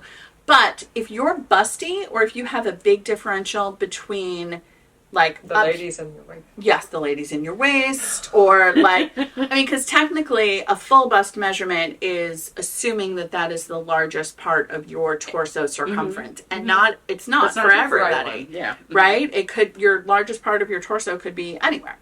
Right? But you will tend to, especially if you have a big differential between here and here, or here and here, what may be, not always is, but maybe a more accurate way to choose your size is your upper bust measurement. So your full bust is taken around the widest part of your torso, and your upper bust is taking out the underarms, right? So like, if you pick according to your upper bust measurement with the correct amount of ease, say my upper bust measurement is 40 inches and I want something that fits between 2 to 4 inches of ease, I'll pick a size that's 42 to 44 inches based on my upper bust measurement. Right. That may mean that I have negative ease across my full bust measurement, or it may mean that I have like an inch of ease across my full bust measurement. But that's okay, because, you know, your body changes shape, but it'll definitely look like it fits because it has the correct amount of ease through here. Yeah. Something looks like it fits if it fits in your shoulder area. Yeah, your shoulder and through your arms. And it could be like a complete A-line trapeze dress, but if it fits at your shoulders, it looks like you're wearing the right size. It looks like you're wearing the right size. And if you're like, you know, a 16-year-old who wants to wear something super oversized so it just looks like you're swimming in it, knock yourself out. Do what you want to do. Nobody's saying that you can't. But if you want something that looks like it fits, even if it is oversized, you want it to fit through here. Yeah. The other conversation we had was about gauge. We were talking to somebody, which is confusing the first time I think you start reading patterns and are looking at the way that they express gauge, because it says, you know, say 23 stitches and 20 rows over 4 inches. Yeah. Right? So the our customer thought, which is reasonable to assume, you cast on 23 stitches and see if that square is 4 inches. Does it hit 4 inches? Right. But then, of course, your stockinette, if you're doing it, stockinette is curling, you know, and it's very hard to like measure that 23 stitches and 20 rows. Does this fit 4 inches? So we had the conversation just like your swatch, Kathleen, is wider than, I often do like double that amount of stitches. Double the right? Like, so if they're saying 23, I do 46, and that's going to give me more than 4 inches, and I'm going to measure that 4 inches in the middle of the swatch. And even measure different parts of it too. Yeah. Because then you don't have the distortion of the edges. Yeah. Right. The cast on, the bind off. You also get a much more accurate picture of how your gauge is going to be. Because I can make most any 4-inch gauge swatch fit 4 inches. Right, By smushing it, by stretching it. Right? But that's really not don't an wanna accurate do gauge representation. anymore. Yeah, you're like, I'm tired of those. Yeah. So those were, I think, 2 tips from the weekend. Cool. It's a good tip. Yeah. Just to make sure you're getting the sweater fit that you like. Yeah. Yeah, because it's so much. I mean, I actually weighed my yarn last night. I've used a quarter of one of the balls of yarn on this, which I feel like is totally worthwhile. And also, if I need it, just like you did on the Tulsa, I will unravel it. And this is this is broken to 2 pieces, but that's fine. I mean, that's fine. Yeah, I picked up again to do the lace. It's worth it to not have to. I mean, it depends. I'd rather fuss with the swatch and do multiple things with that than fuss with a sweater that's 50 inches wide. I'm gonna have to I think I'm gonna have to swatch for the color work, because I only swatched the color work at the top, but then there's a different pattern. Yeah, and it's been a long time since you did it too. Yeah, so that's I the other figure thing. Out I think color placement. I think when it's been a long time since you've done something, even if it's a different part of the garment, it's a slightly different pattern. It's been a long time. I think it is always worth. Again, whatever, say you spend an hour or 2 hours on that, think of how many hours you're going to spend knitting the thing. You don't want to rip out 20 hours worth of work. Rip out 2 hours or learn from 2 hours worth of work. One of the things that you can do, and this is a tip I picked up from Tin Can Knits, is they swatch on the needles for something like your sweater, Amanda, where instead just of going continue one portion all the of way it, around, just be like, all right, if I know my color work repeat is 16 stitches, I'm going to work back and forth on these 16 stitches. And then I only have to, you're not working, you don't have to cast on a new swatch. Yeah. You just work back and forth on those 16 to mess around with color placement, and it's easier to or again, maybe 32. Maybe 32. Maybe do whatever it is. Do enough. A double. A few inches so that. And I was like, that's a good way to do it, especially if you're messing around with things on the fly. Do you want to hear about another cool thing Seisha showed us at Midnight Live a couple of weeks ago?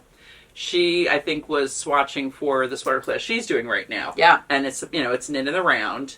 But she didn't want to do a swatch with the big loops in the back or do it flat so that it wasn't really accurate representation. And I don't remember where she said she learned this, but there is a technique where, you knit a row, you mark what the end of your row is, so you know exactly how much you used for that. So I guess you would do a purl row, you'd rip that out, you then allocate that amount of yarn and start again knitting from the end. And when you work isn't that so clever? That's so that clever. When you work your way across, so whatever your measurement is. That's Eric. I've got to head out. Oh no. Yeah. Okay. All right. I have a meeting. All right. You want me to go let him in or? No. I'm going to go. Okay. All right. We'll finish up. Yes. And I'll get to hear the rest of this tip when I'm editing. Yeah. All right. So cool. So what were we? You were doing whips. I know. I was doing, but where did we end? You were talking about your. Well, I know here's something I haven't talked about. We're talking about your Wyethia. So that's all with Wyethia, and so my last whip, which is something I'm so excited about, and I think all I had last time was a bunch of little squares, is the Battenberg Blanket, inspired by Knitty Natty. I have had this pattern in my favorites. I don't know if it's quite since it came out, but pretty soon after. I remember seeing it and thinking that is gorgeous, right? It's and a pretty one. But that's the reason kind of I made this, because I said I can't have two different fingering weight blankets going at the same time. Well, also that's true. That sat for like 18 months. Like I made 18 squares, and then I'm like, okay, time to do other things. So that told me, it's like maybe this needs to not actually be a blanket. Yeah, and also it's so pretty as a pillow. I'm so happy with it as a pillow. It's also so holy. Like I don't necessarily, I think, and I don't even know that I had decided that at that point, but I don't know, it's also stretched a lot. Anyway. This was meant to be a pillow. Now, for me, it was meant to be a pillow. It didn't know that when it started, but it does now.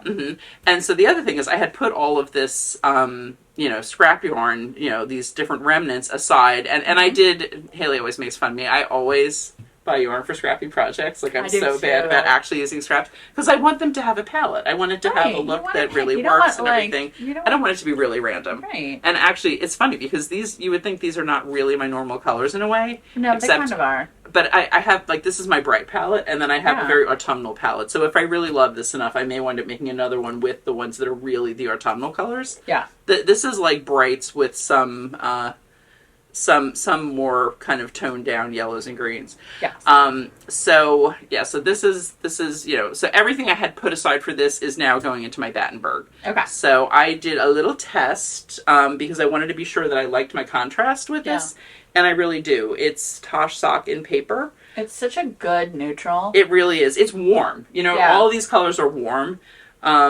And I mean, except really the purple, but it's still a good off-white. It's like paint colors. It's hard to find a good off-white or a good cream that doesn't look dirty or yellow or whatever. Pull a specific way, and this paper is kind of that perfect.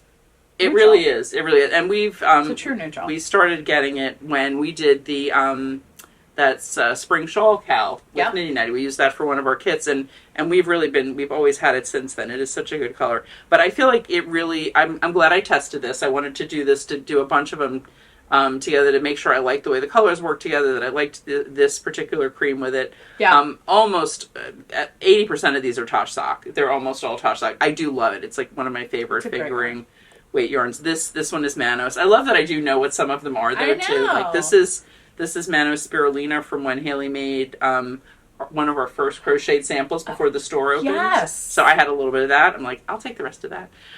This I'm pretty sure is Tosh Sock from my sister Irene. Oh, nice. And one thing, talking about the bleeding and everything. So after I put these together, I said to myself, genius, you should have actually tested this color to make sure it's not going to run into the cream. Mm-hmm. Whether this is Tosh or something else, I had a bunch more squares that I made. I tested one of them with hot water. I squeezed out the water in the bowl, did not change color. Good. And for something this small, I used a cereal bowl. I used a white cereal bowl. Yeah, you don't need a full sink. You don't want anything really big also, because if there is going to be color, you're going to see it more in something small. You don't want to dilute it. Yeah, exactly. And then I put it on a white paper towel. No dye transfer whatsoever. Perfect. So I know that I cannot really worry about, I don't have to worry about that one. Anything else that I am a little nervous about, I'll do the same thing. I'll just, in hot water, block that one square and just make sure that the dye is not coming out. Because, I'll want these... you can always pre-block the squares and see, be like, right, is it just a little bit of dye transfer? Can I maybe rinse Can I do a color catcher? Yeah, do I need to color catch, or do I need to just, pre-block it, pre-soak it, so any excess dye in there just does a runoff.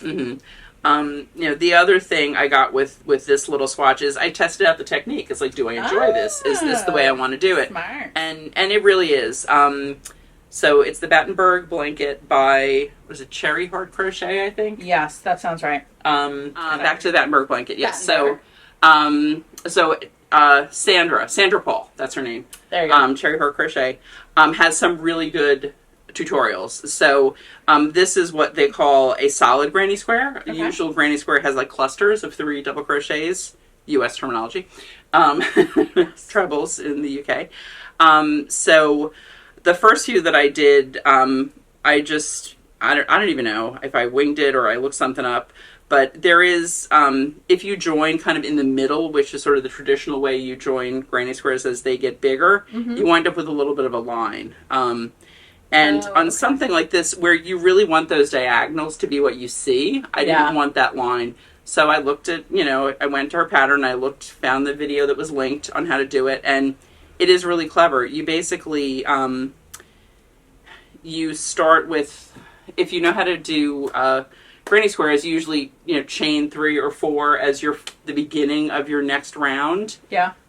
On this one, you do the chain 4, it's the last stitch in your round. Oh, it's really smart. Clever. And by doing that, it really eliminates the gap. It makes it so that your kind of seam or your continuation to the next row is right before a hole. So it's very clever. It really, I definitely suggest following that procedure. And then I watched her thing for joining. Because again, is it join as you go, or is it? It is. It's somewhat. Yeah, it will definitely be join as you go once I'm doing the whole thing.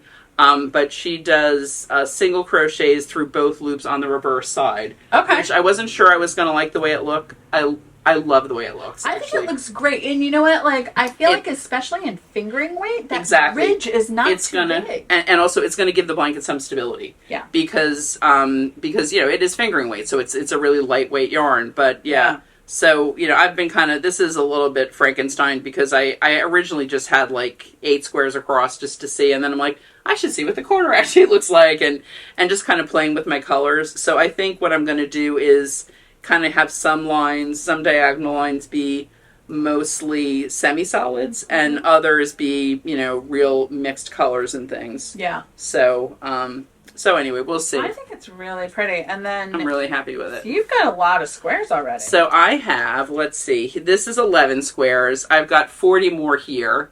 Ooh. So this is Wool and Vine yarn. This is Molly Girl, I know. This is Tosh Sock in Great Notes. Yeah. This is Tosh Sock in that's Grapefruit. From I think. The shawl. Yep.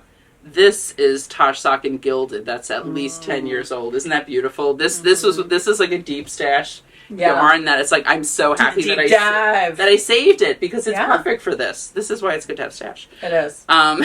This is Tosh Sock and Citrus, which there's one of those in there, which is what I use for my Tenya. Yep. And I literally probably have 5 skeins of that in my stash. Mostly in it's such a you color too. Yeah, it is. They could just call it Kathleen. Yeah.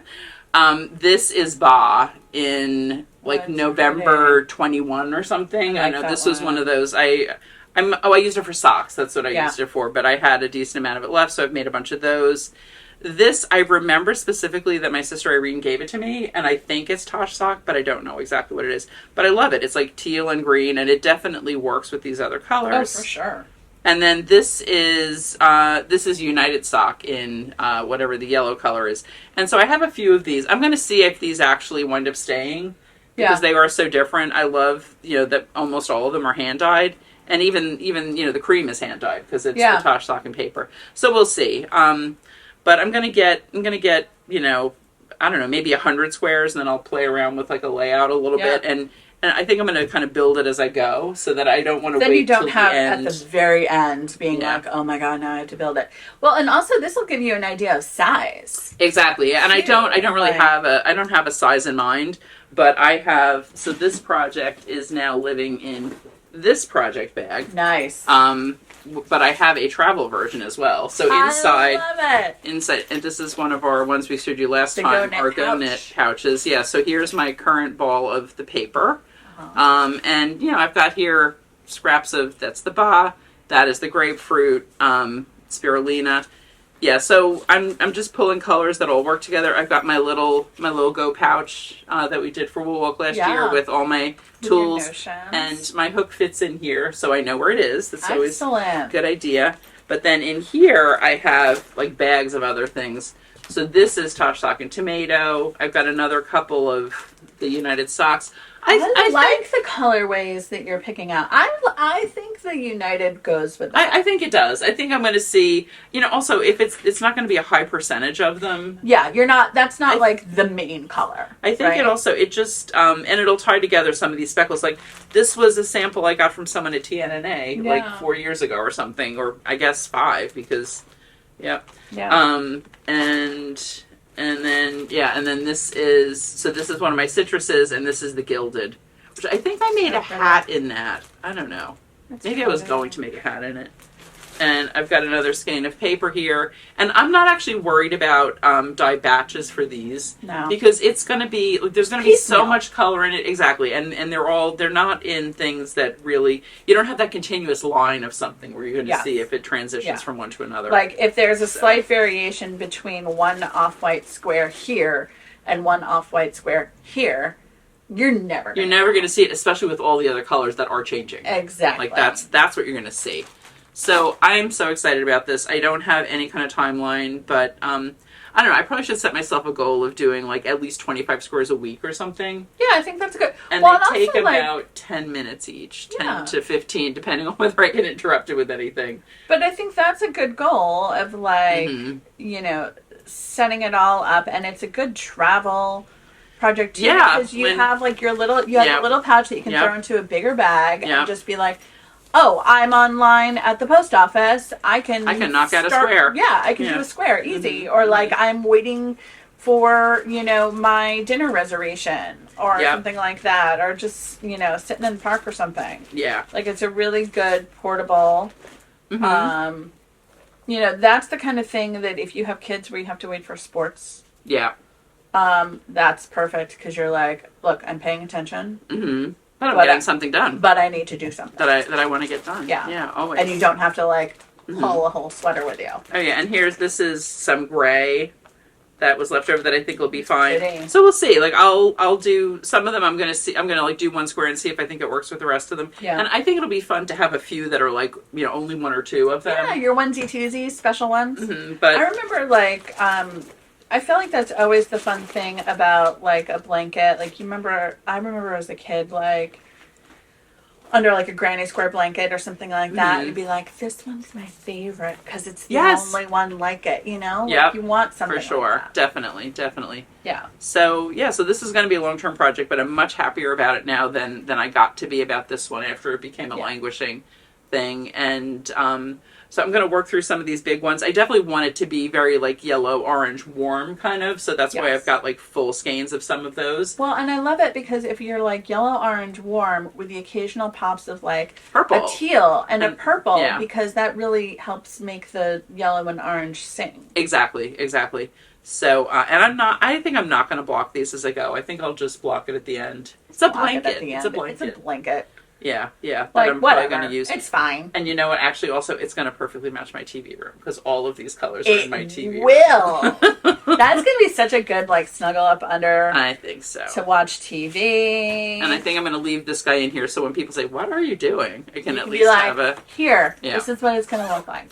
And I was carrying around my scale for a little while. I have a tiny little yarn scale. It's a little heavy, though. It probably weighs like 10 ounces or something. And it's just one of those, if you're trying to be really light and portable...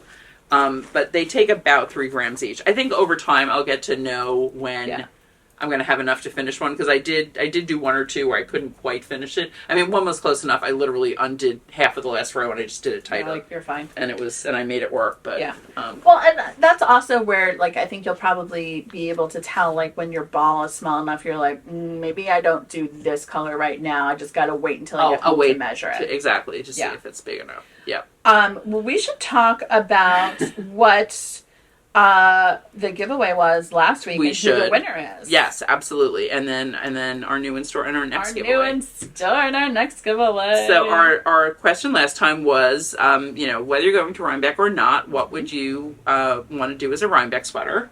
Such a good question. Give me so many ideas. Perennial question, definitely. We loved so many of the suggestions. And there definitely were some groups, but there was a lot, all over the place. And as, 1 or 2 people said, well, since the weather's so variable, I would have a few things, which is definitely a great strategy. Such a smart thing. Like, you need options. If you're going to do any of the Friday events, you need something for Friday. Yes. Most people go on Saturday, to Rhinebeck itself. Yeah. And then whether you do Sunday, also, you could need up to 3 things. So. And I mean, layers. You could have, a sweater, a cardigan, a hat, a shawl. Definitely. Have your options, and then you can just take them off as it gets hotter and hotter and hotter. Yep, for sure. So our winner was Trina Curick 3951. Yay! And she said she's working on the new Alpine Bloom sweater by Caitlin Hunter, which I've seen and is really pretty. So that's a contender. And she also just tested the Solari sweater by Hopi Locatelli, nice. And it is also a contender. And it's funny, I looked at the Solari. I think that could be a good guy sweater too. Yeah, I think so too. I really do. I do. I think it's really cool. So congratulations, Trina. Yay! And you win. Oh, I deleted what the prize was. What you win whatever our prize was last week. What was it? We'll have to have Amanda put it in here. Sorry, Amanda. Don't remember. I don't remember either. Well, so you weren't here, Amanda. But I watched the podcast. I know, but still. And when I watch it, it usually sometimes sticks in my head. But again, I don't remember what I had for lunch last week. But we should talk about what's new in store today. And do we have we don't have a question necessarily. We don't have a question yet. We'll have to think about that while we talk about what's new in store. Yeah, we're going to think about that. So let's do this one first, and then we'll do the one that Amanda gave you a highlight on earlier. One of the yarns that I was looking at. Yes. To do. I'll give you all of these. My Wyethia sweater in. Look at this pretty palette. So it is Jadifra Fior Dissetta color or Fior Dissetta for the solids. Yes. So anyone that may remember LRA Rustic Silk, it is basically that same yarn, same print pattern. It almost feels softer to me though. It does. I wonder if it's the put up just like different way it was spun or something.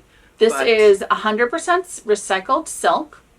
And maybe the other one wasn't recycled. Maybe that's the difference. That could be. Yeah. And it's a light fingering weight, and it's so pretty. It is and soft. So pretty, so soft, so drapey. Beautiful colors. These prints, like I love. This was a solid contender for me. This is like a little bit of like, that'd be such a great neutral summer top. Cream, grayish, bluish, little green, or this pretty denim blue, the purple, the solid pink, the solid white, creamy white. This is berries. That one's called the berries, which is totally like strawberries and cream. Yeah. And this is the one I'm not letting go of. The orange. The orange, yellow, red, multi. And I think Amanda did have color names on the website, but this is color number 1301.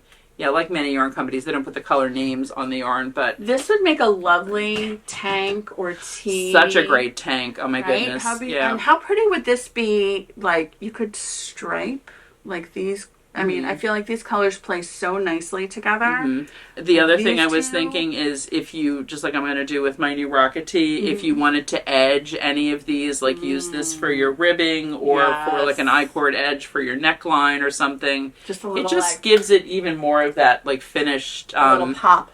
Finished look. Yeah. So yeah, I love it, and because they're 50-gram balls too. That's nice. You're not buying 100 grams just for a little pop of color or something. Yes, exactly. You can just use it as a colorway. So this is going to be our giveaway for today. You get your choice of one of these. Or of what we have in stock of the and we have Fior de Sieta. We have good stock right now. And actually, Seisha is making a top in it's one of the Jessie Made designs. Oh, pretty. Because we did get an extra bag of this because of how much we bought. So she's doing one of those in the berry color. That's so nice. So we will have that to show you at some point. I have a good the question. What would you make in this? Yeah, that's like. Would you what pattern do you think you would do? What kind of summer top, summer tee? Would you do a shawl? And this would be really pretty too. Yes. Like you could do like for like summery or transitional weather shawls, like in the lace. And also, it doesn't have to be what would you make with one ball. It would be if you had enough to make something. Yeah. What would you make? And actually, one thing also, and it's funny because I know some people are like, oh, cool, and other people are like, what? Whenever you win a prize from us, we are shipping you something, so the shipping is on us. So if you want something else, you get that with. We cover the shipping because we are already shipping to you. Yeah. So if you did win and you were saying, oh, I would like to make Kathleen's color in a tank top, but I need 3. I'll take my 1 free and then order 2, and then the shipping is on us. Yes. So what would you make, not just with one, but with this yarn? Yeah, what would you make with this yarn? And then we will choose. Because then it's more more good like summer patterns. There definitely are some really cute tanks I've seen. There are. I've seen a bunch. I feel like there are more good summer patterns this year than I've seen in a long time. And I think for sure. I think it must be that just more people are doing summer knitting, like not just kind of going on hiatus for the summer. Yeah. And also like designers like Jessie Made. I mean, I think there's more of a kind of nexus of people who are doing interesting, lightweight things. Totally. And I feel like it's one of those kind of circles that feeds off of each other. It's like people are going to do more summer knitting if you have more patterns. If you have more beautiful, contemporary, looks like you bought it in the store. Things to wear. I also feel like, that's also like a very fashiony thing. I think, I know I love to wear my summer sweaters over a dress, or over like a high-waisted skirt or something like that. Yep. And I feel like that's more in style. I don't know if I'm in style. Whatever. I dress like an art teacher. I don't care. But I feel like maybe it's like people are recognizing like how to wear the things that you make. And that's always a good thing. Yeah. Cool. So comment below and tell us what you'd make with the Jadifra. I don't know what I seriously was considering this for this. And I think there are a couple of people who were, I know Dory's using the earlier version. I remember that. Dory's using the earlier version. It is really comparable. Very similar. I think there are a few people in the class who are doing this. Cool. As well. I think it's just a really pretty really pretty yarn. Yeah. Should we talk about what else we have new in store? We should. Yeah. So we gave you a little preview of these earlier, but we have just gotten from Delaque such a great cool the Maker's Mesh tote, and I have seen these all over Instagram. They look so fun. So these totes are waxed canvas and tonal mesh which, like, how perfect for the beach. Yep. Right? Definitely. And they have snap top, so you can close it. Mm-hmm.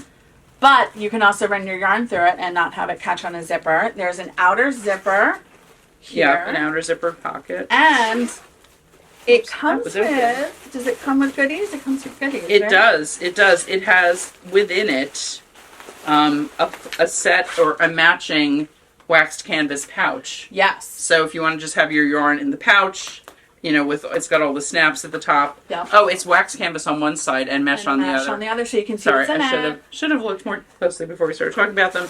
And then it also comes with, and it's got a little clip on here so you don't lose them. It comes with a matching a set of scissors in a matching sheath.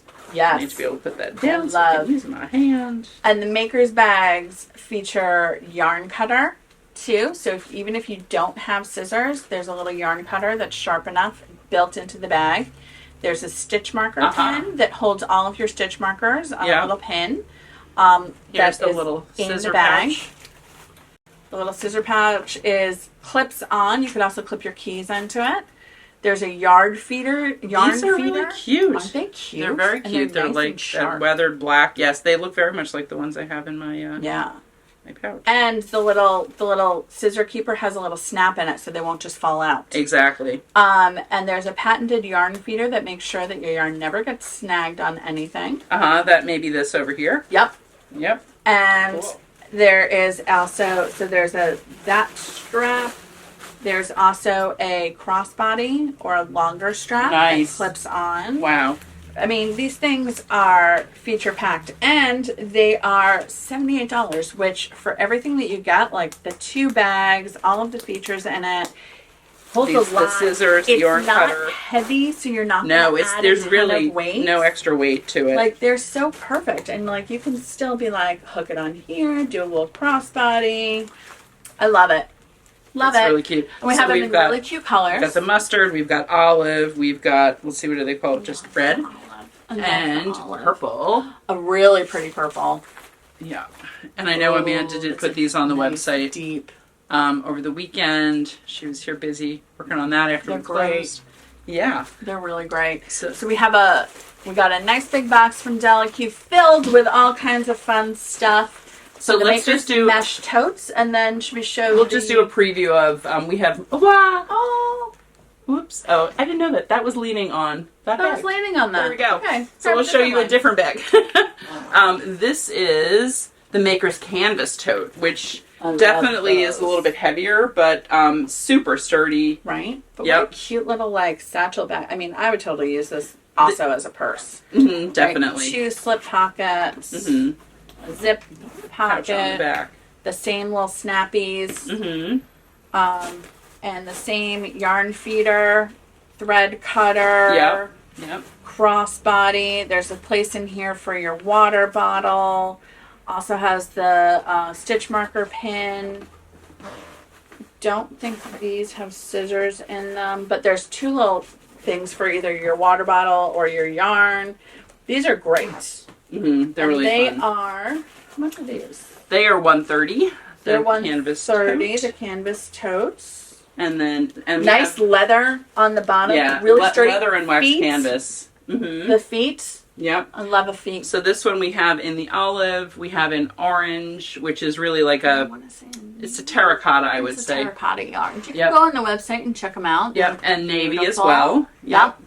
And then last but not least of our new things, Ooh. we have the Maker's Mini Messenger Bag. Oh, it's so cute. Yeah, which is so fun. And I think I have seen this on somebody's podcast. So there's definitely like, you could have your phone in here. You could have your, Absolutely. wallet, keys, all of those things. It's got so many zipper Oh my god, parts so many here. little pockets. Yep. And like details. And there's a feeders. handle to use it, to hold it right here. If you don't want to be holding it by the strap, there's a strap to have it on your back. Have it on your back or do like a little crossbody, Mm-hmm. right? Just Yep. like the little, I would totally wear like, And then there's like a a- little sling right Yeah. across the pouch. Yep. And again, you can just knit straight from it. This would be Mhm. perfect for like socks. There's a big slip back. And then there's a Love. big section that we haven't even opened yet. There's another big, Oh my gosh. bigger Oh yeah, that's not project. even the full section. Yep. So that we have in the red, the navy, and the olive, it looks like. The yarn feeder again in here. Oh, I love it. Yep, red, navy, and olive. Or I think they may call the navy blue. I would call it navy. I love these. So those are fun. So yeah, go check out our Delicu stuff as well on our website. So cute. So, and actually one more, it's funny, we actually had a bunch of people call yesterday about Marcello. You know how we put in the newsletter that Marcello is changing. So Marcello is our reward system.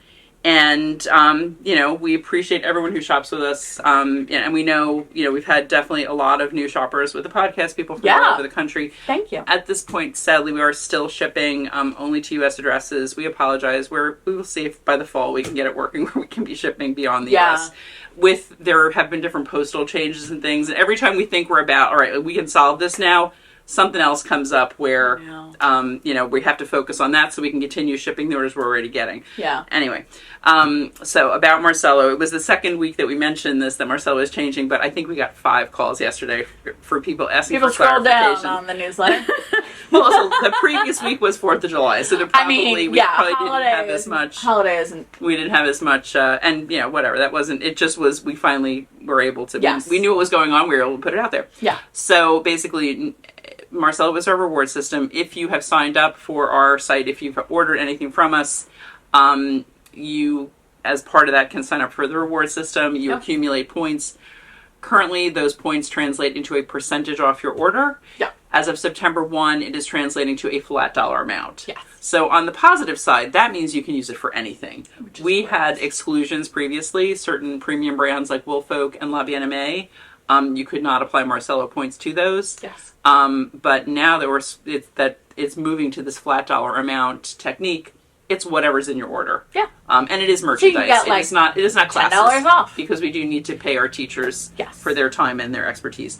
But you can use it for any merchandise, and this is as of September 1st. 1. Yep. So if you say, oh my gosh, I've got 1 million points, I want to be sure to use them in the percentage version. Do it now. Be sure to place an order in July or August. Yeah. Because as of September 1, it is going to be changing. And I don't even know that we know what. But no one's losing their points. You're not losing points. You're not losing the points. It's just converting. Exactly. So so you don't feel like you have to, you have to do an order. But on the other hand, if you know you're ordering, $200 worth of stuff and you've got a 20% off coupon, use it. Go ahead and use it. Yeah. So. So if you guys have any further questions on that, we can always answer it in future podcasts or whatnot. But just know that the rewards program is not going away. It's just changing. It's just thanks, technology. Evolving a bit. Yes, as always. Exactly, which is also the reason for the post office stuff. It's like oh my gosh. Post office. It's one of those things that you don't think about until you have to be on the other side. Yeah. And we're like, oh. Well, it's fun because Jen's friend Joanna now is our shipping person. She's been so good, and we've loved having her be part of the team. And as there were some changes recently to the postal thing, and we've really gotten into a flow over the last 6 months or so, working together and everything.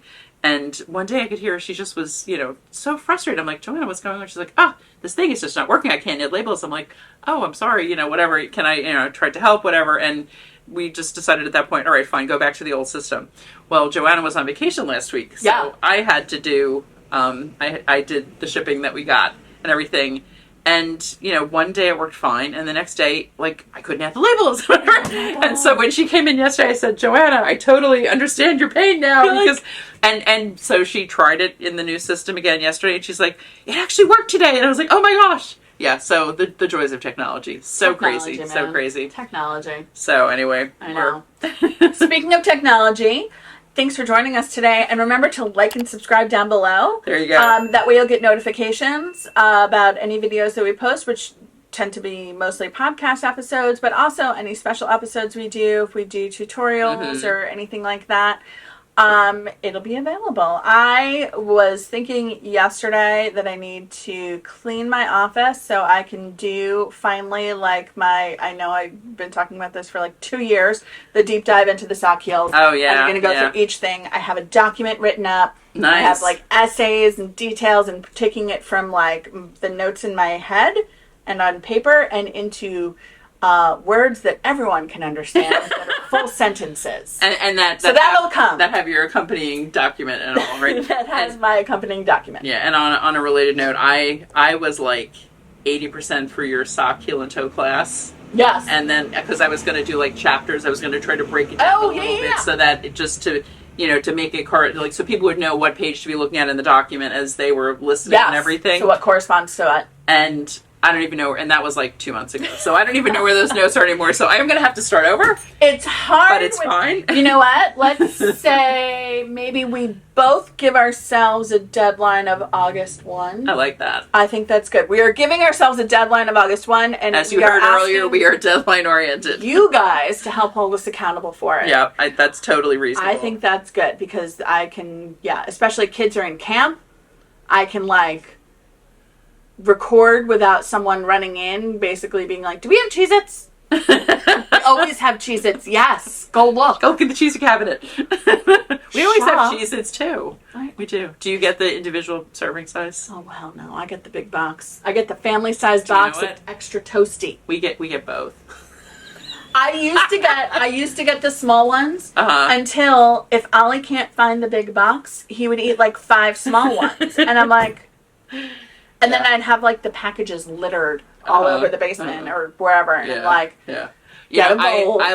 like the packets because I can throw one in my lunch bag. Like if I have a little bit of a light lunch, I'll be like, I may be hungry mid-afternoon. I'll throw in some Cheez-Its. The packets are good for me also, so I don't eat the entire box of the extra toasty. They need to make the packets in the extra toasty because those are the best invention ever. Yeah. I actually Cheez-Its. I love like white cheddar and garlic or something. Those are pretty. They come in the big box. I tried the puffs. I don't like the puffs. I haven't tried the puffs. They don't have the right. Oh boy, we're enjoying talking today. We're really digressing today. I was saying because you need to know about all the Cheez-It info, right? And now I totally forgot. Oh, the one thing that is the perfect combo, childhood snack, is Cheez-Its and a real Coke. Ooh. Good. Do you know this is going to sound really gross? We used to have Cheez-Its with a glass of really cold milk. When we I could totally see that. It would be delicious. I can't tell you the last time I've had a glass of milk, but thinking about that makes me crave it. We got the mini cans of real Coke. So basically, if I have a headache or a migraine coming on, I try not to drink soda. Get one of those and keep it in my basement for emergencies. And I have it in the basement fridge. So they're nice and cold. Yeah. But I might need to go home and have some Cheez-Its and a real Coke. I might need to go home and have Cheez-Its and a real milk. I know. It's a Cheez-It kind of day, kids. It is, always. Thanks again for joining us and our digressions, if you made it this long. Good to see you. And actually, I've already thought of a question for next time. Oh, perfect. And I wrote it down, and hopefully I can read it. Oh, fantastic. So in the meantime, like and subscribe, follow us on Insta, Facebook, all that fun stuff. We're at shopyarnia.com. Yeah, thanks for your support. Everywhere around. We love your comments. We love hearing from you, seeing you when you come into the store. Actually, this is the time of the year we get more and more people coming in because they are traveling. So if you're coming by, let us know in advance. Absolutely. Definitely one of us will try to be here because we have a great team and they love meeting you too. But we really love meeting you because we hear from you. So and FYI, we're closed on Tuesdays. We are closed every Tuesday. Always have been since the first week we opened. So we'll see you next time, guys. Take care. Bye. All right.